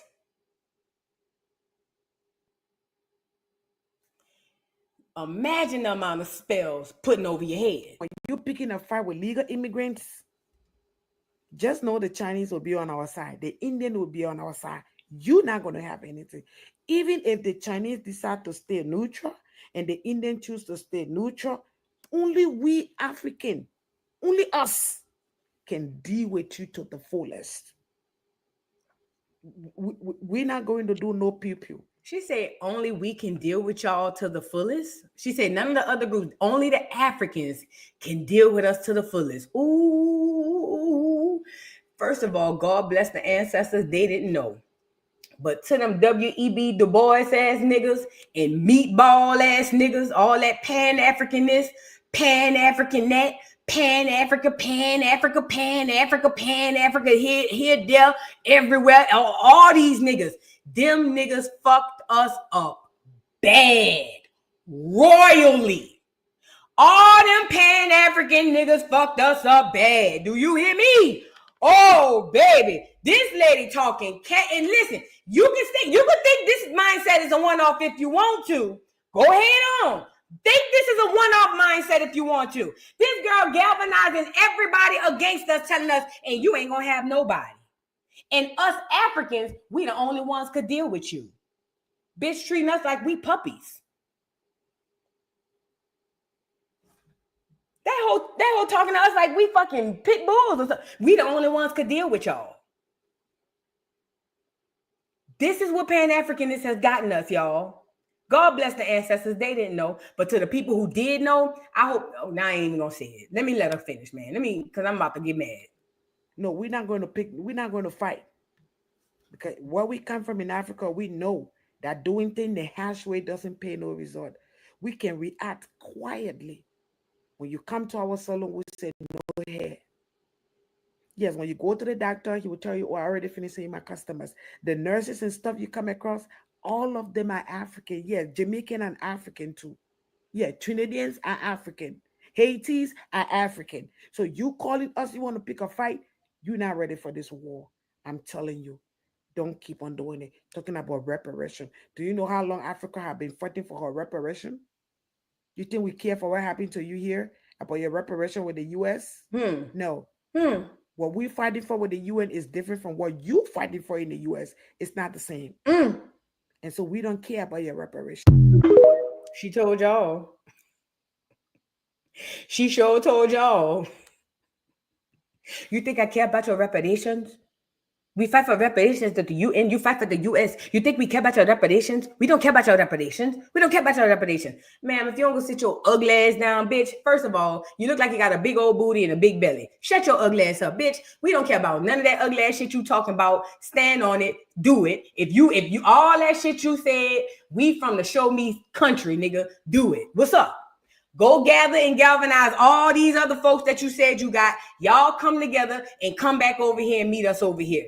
All that other shit, we don't want to hear it. I just use this as education for my people to see how they really feel. I told you, if you want to hear the truth, there's two ways you can hear it. Through through Mad Day and through a joke. People will jokingly say, I'm just playing. Nah. They mean that shit. You see what I'm saying? Same thing with Mad Day. Mad Day, because you're not thinking, your inhibitions have been lowered, you just kind of go. And what this lady did, this 10-minute video showed you is what they really feel about you. Africans, it seems, it's not all. The ones that are in America with this mindset, it's almost like they think we're like their pets.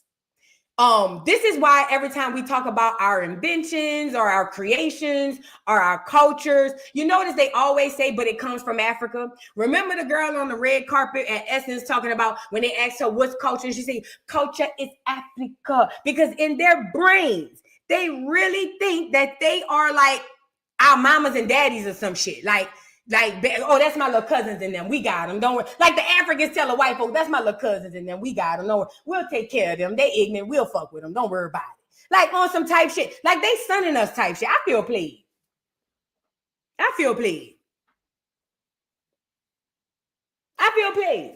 Now, as I'm talking it out, I'm feeling more and more played. Like, I feel like just do it.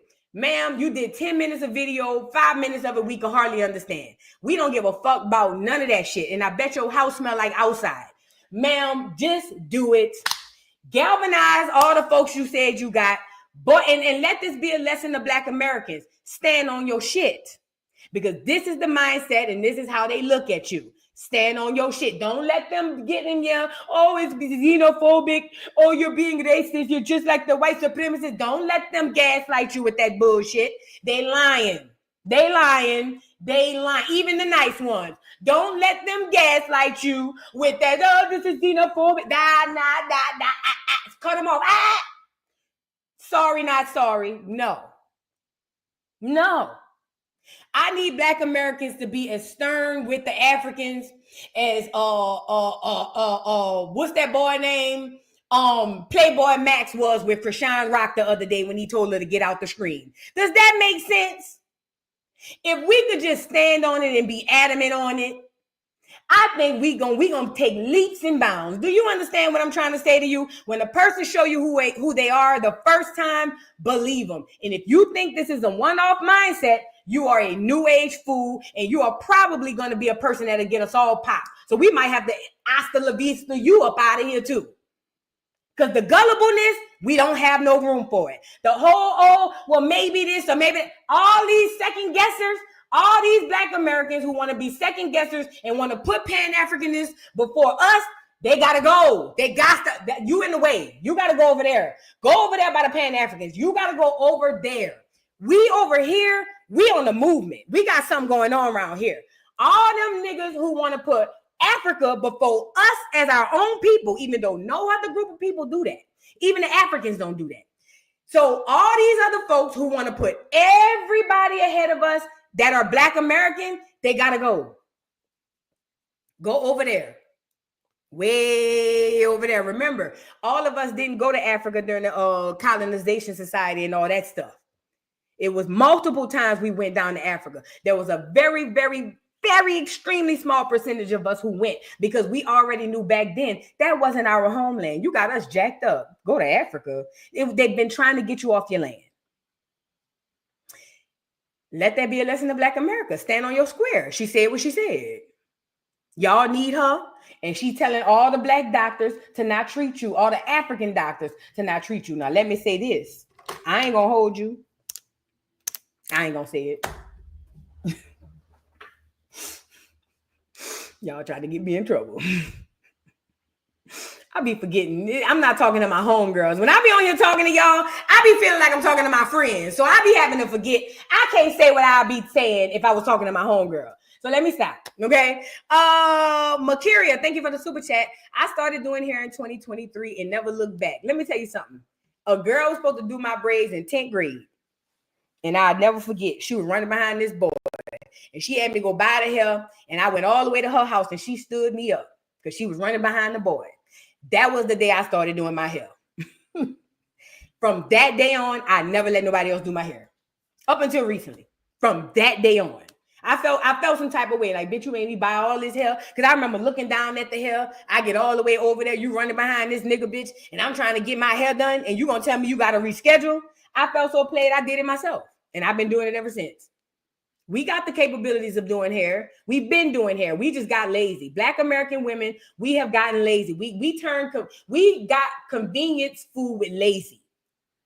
It's one thing to be convenient or go and strive for what's convenient. It's another thing where you're just being lazy. When it comes to braid shops, the only reason Black Americans go to African braiding shops is because 15 of them hoes be in your head at one time. That's it. Because y'all hoes don't want to sit down for 10 hours. I'm an old school braider. When I used to do micro braids back in 99, 98, when I used to do micros, if it took you 12 hours, girl, clear your schedule. I cleared mine. If it take me 12 hours because you want the micros this little, girl, clear your schedule and come on over here. Or you want me to come by your house? What we doing? Clear your schedule. And some things ain't worth the convenience is all I'm saying. You know what I mean? Like, I'm an old school girl. I'm an old school braider. We didn't have 15 hoes doing your head at one time. If it took you 15 hours, bitch, it's 15 hours. You want to cut it up? You want to come let me do the front today? And then tomorrow I'll come and do a little bit up the back? You want me to start on the front and do around up the edges so you can go to school tomorrow and put it in a ponytail? How you want to cut it up? How you want? We've been doing it. Why is it a problem now? I'm just saying. I done did a many days done did around here or the braids and put them bitches up in the little bun. Girl, please. Hell in the middle, girl, thick as hell. Like damn carpet. Hair like carpet in the middle of them braids. Girl, please. Yeah. You want me to put like 4 rolls here and 4 rolls? Yeah, so you can put it. What's up? We could do it. We've been doing it. We've been doing it. And I heard they taking y'all hair out too. That's why y'all thinking it's the lace fronts. It's the braids you get in between the it's the lace fronts too, though. But I'm just saying, it might be some of them spells. Hey, watch out. And quiet as it's kept too, even when I get pedicures at the nail shop, because remember, another portal into you is your head and your feet. So be careful of the pedicures too. Them bad energy Vietnamese. Shh. Matter of fact, I'm about to order my stuff and start learning how to do that as well. I'm telling you now. It's about to get rough out here. It's about to get real rough. The Don, thank you for the super chat, says TikTok Africans are using slavery as a dig to Black Americans. I said to my people, Caribbean, we were also slaves too. If they disrespecting Black Americans, they are disrespecting us. Absolutely. And that's the thing. And if you really think about it as a collective, it is kind of a dig at everybody in the Western world.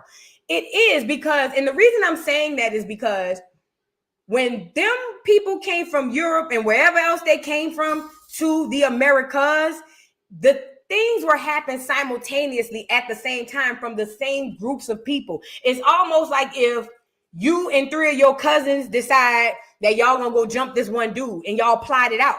You and the 3 cousins are working together. The person getting jumped is the only one that's unsuspecting. You see what I'm saying? So we were going through it all together. And for them to kind of throw a dig at Black Americans wanting reparations, don't the Jamaicans have something? What is it, CARICOM or something like that, that they fight for reparations? Y'all should be fighting for, everybody in the Western world should be fighting for reparations. If you're completely honest, we all should be fighting for reparations. But it's just odd that whenever y'all talk about it, we clap for y'all. But when we talk about it, you see what I'm saying? Soon as we say something, when y'all talk about it, we like, yup, that's what's up. Soon as we say something, it's a problem. That's crazy. Mother Tree Moon, thank you for the super chat, says, did they forget that we are in the first world and not the third? Did they forget white has everything here and that we don't need their dusty fruit stand? Well, again, remember we was talking about Glorilla, and remember we spoke about a mindset? Just like the hood didn't come out of Glorilla's mindset and now she's an A+ star, she still got the mentality of the hood. That African that we just saw on here, they say she's from Liberia. She still have that tribalism mindset where she come from. See, back where they come from, when they don't like each other, they just go to war and kill each other. Like whole towns, like whole communities. We don't do that. Yeah, we might come around and, do a drive-by just to scare a few niggas and somebody might get hit. But we ain't trying to drop down the whole neighborhood. You see what I'm saying? But the mentality is that. So when they feel some type of way, that's the natural reaction. Because mentality-wise, in Africa, when y'all have a disagreement, we got to go to war. People got to die. We not cut like that. Black Americans ain't made like that. We ain't cut like that. It ain't in us. It ain't on us. It ain't never been like that with us. That's why we in the situation we in, because we ain't like that. Quiet as it's kept. You see what I'm saying? But yeah, we are in the first world country. Some of the stuff is left, girl. Bunny on that. Thank you for the super chat, says my nail tech and braiders from Acorn. Facts. Love that. Love that. Thank you so much. Ashley Gilliard, thank you for the super chat, says thank you. Thank you, honey. Ty Styles, thank you for the super chat, says them clears not about to let them mess up that hospital money. Facts. They get rid of them in a heartbeat. All I hear is lawsuits and licenses took. And let me say this too to Black Americans. Let's play the game. Fuck it. I'm cutthroat. Man, I'm a Pisces. Before I say what I'm about to say, what type of time y'all on? What y'all on? Before I say what I was about to say, I just need to know what y'all on. What y'all on? Because Y'all playing. What y'all, because let me tell you something. Black Americans, do me a favor. I just feel like it's fucked up because somebody gonna catch it straight. Man, I don't care. Fuck it. Black Americans, look. Since that lady made that video, we scared of African doctors. We afraid. Make complaints if there's something to be complained about. Yeah, if there's something to be complained about, we're afraid. We don't know if their tribalism is going to cause these Africans to not give us the correct treatment. We're afraid. The trust between the doctor, patient, between the African and the Black American now is compromised, right? Ain't it? Don't y'all feel compromised? I feel compromised. I feel like if I go to the doctor tomorrow, or God forbid I got to get to the doctor tomorrow, and I look up and he said, hello, my sister, I feel like I'm going to die. I feel like they compromised. So with that being said, Black Americans, when y'all taking yourselves or y'all kids or y'all families down to these hospitals and these doctors, if these African doctors get to acting crazy, if they even scratch their ass wrong, pack them up. And I said what I said. The trust is gone now. I don't know. I don't know how many of y'all think like that. I'm scared. I'm scared. I don't know. I'm scared. Your African sister just said that y'all gonna get together and y'all gonna stop treating us at the hospital. Now, if I come in there and I need you to save my life and you on that African shit, that tribalism shit, you might let me pass. I'm scared. I'm afraid, terrified even. I might not sleep tonight. Quiet as it's kept. I might have to drink myself to sleep tonight. I don't know how I'm gonna make it. I'm terrified. Yeah. Keep that mindset, Black America. Keep that very mindset. We scared. We don't know. We scared. We just don't know. We don't know. So when they have, we didn't know. We didn't know. We saw the girl said they was going to get together and they were going to stop treating us and they were going to get us out of political power. She want us to eat McDonald's shit. Yeah, we scared. We scared. I'm terrified. I'm telling you right now, I might not sleep tonight. I might stay up all night. I don't know if I'm going to make it through the night. You feel what I'm saying? I don't know. I'm scared. But I ain't even say what I wanted to say. Man, watch out. We going to have to start going on Twitter. We're going to have to start going on Twitter because I ain't even say what I really was about to say we should do. If you got a mind like mine, you know what type of time I'm on, man. Watch out. Oh, you want to get on here and say y'all going, oh, okay, bet. Say less. Say less. Juicy G, thank you for the super chat, says, I know that's the fuck right. Oh, yes. Absolutely. Thank you so much, beautiful. B Lady Raw, thank you for the super chat, says, they not like us at all. At all, honey. Trey, thank you for the super chat, says they didn't even move on. They moved in our fight and betrayed us by siding with the whites. Yes, they thinking they come to America and did all this by themselves. And that's what I said. God bless our ancestors. They were doing their best. They did what they thought was the right thing to do. They were children, you guys. The civil rights movement, most of those Black Americans that you saw on TV were 21 and under. They were kids. They didn't know. They got played by the NAACP and Mike and them. They got played, y'all. So God bless their souls. They didn't know. But we know, and now we can do something about it. You see what I'm saying? Now we can do something about it. I'm just saying. Mother Tree and Moon, thank you for the super chat. Boo, you have to check out Unpacked with Queen Janisa. She breaks this stuff and African Union down to the ground. You hear me in my voodoo voice. Yes, I wanted to get more into that AU stuff because I told y'all what I believe the AU thing is. The AU thing is trying to get their reparations, or get our reparations, get reparations using us in our fight, like everybody else. Like everybody else is doing right now, using our troubles and our fight and our past to get what they want. That's what I believe the AU is doing, but I got to do more research into it. Thank you, Pure Joy, for the super chat. She says, I'm tired of her ass. Africans don't have that much power. That's it. That's all. What them white folks telling them they do. That's why she talking like that. Child, I'm ready to see what they going to do. I'm from the place where you say you're going to do something, you got to follow through. You feel me? Where I'm from, if you threaten somebody, you got to follow through.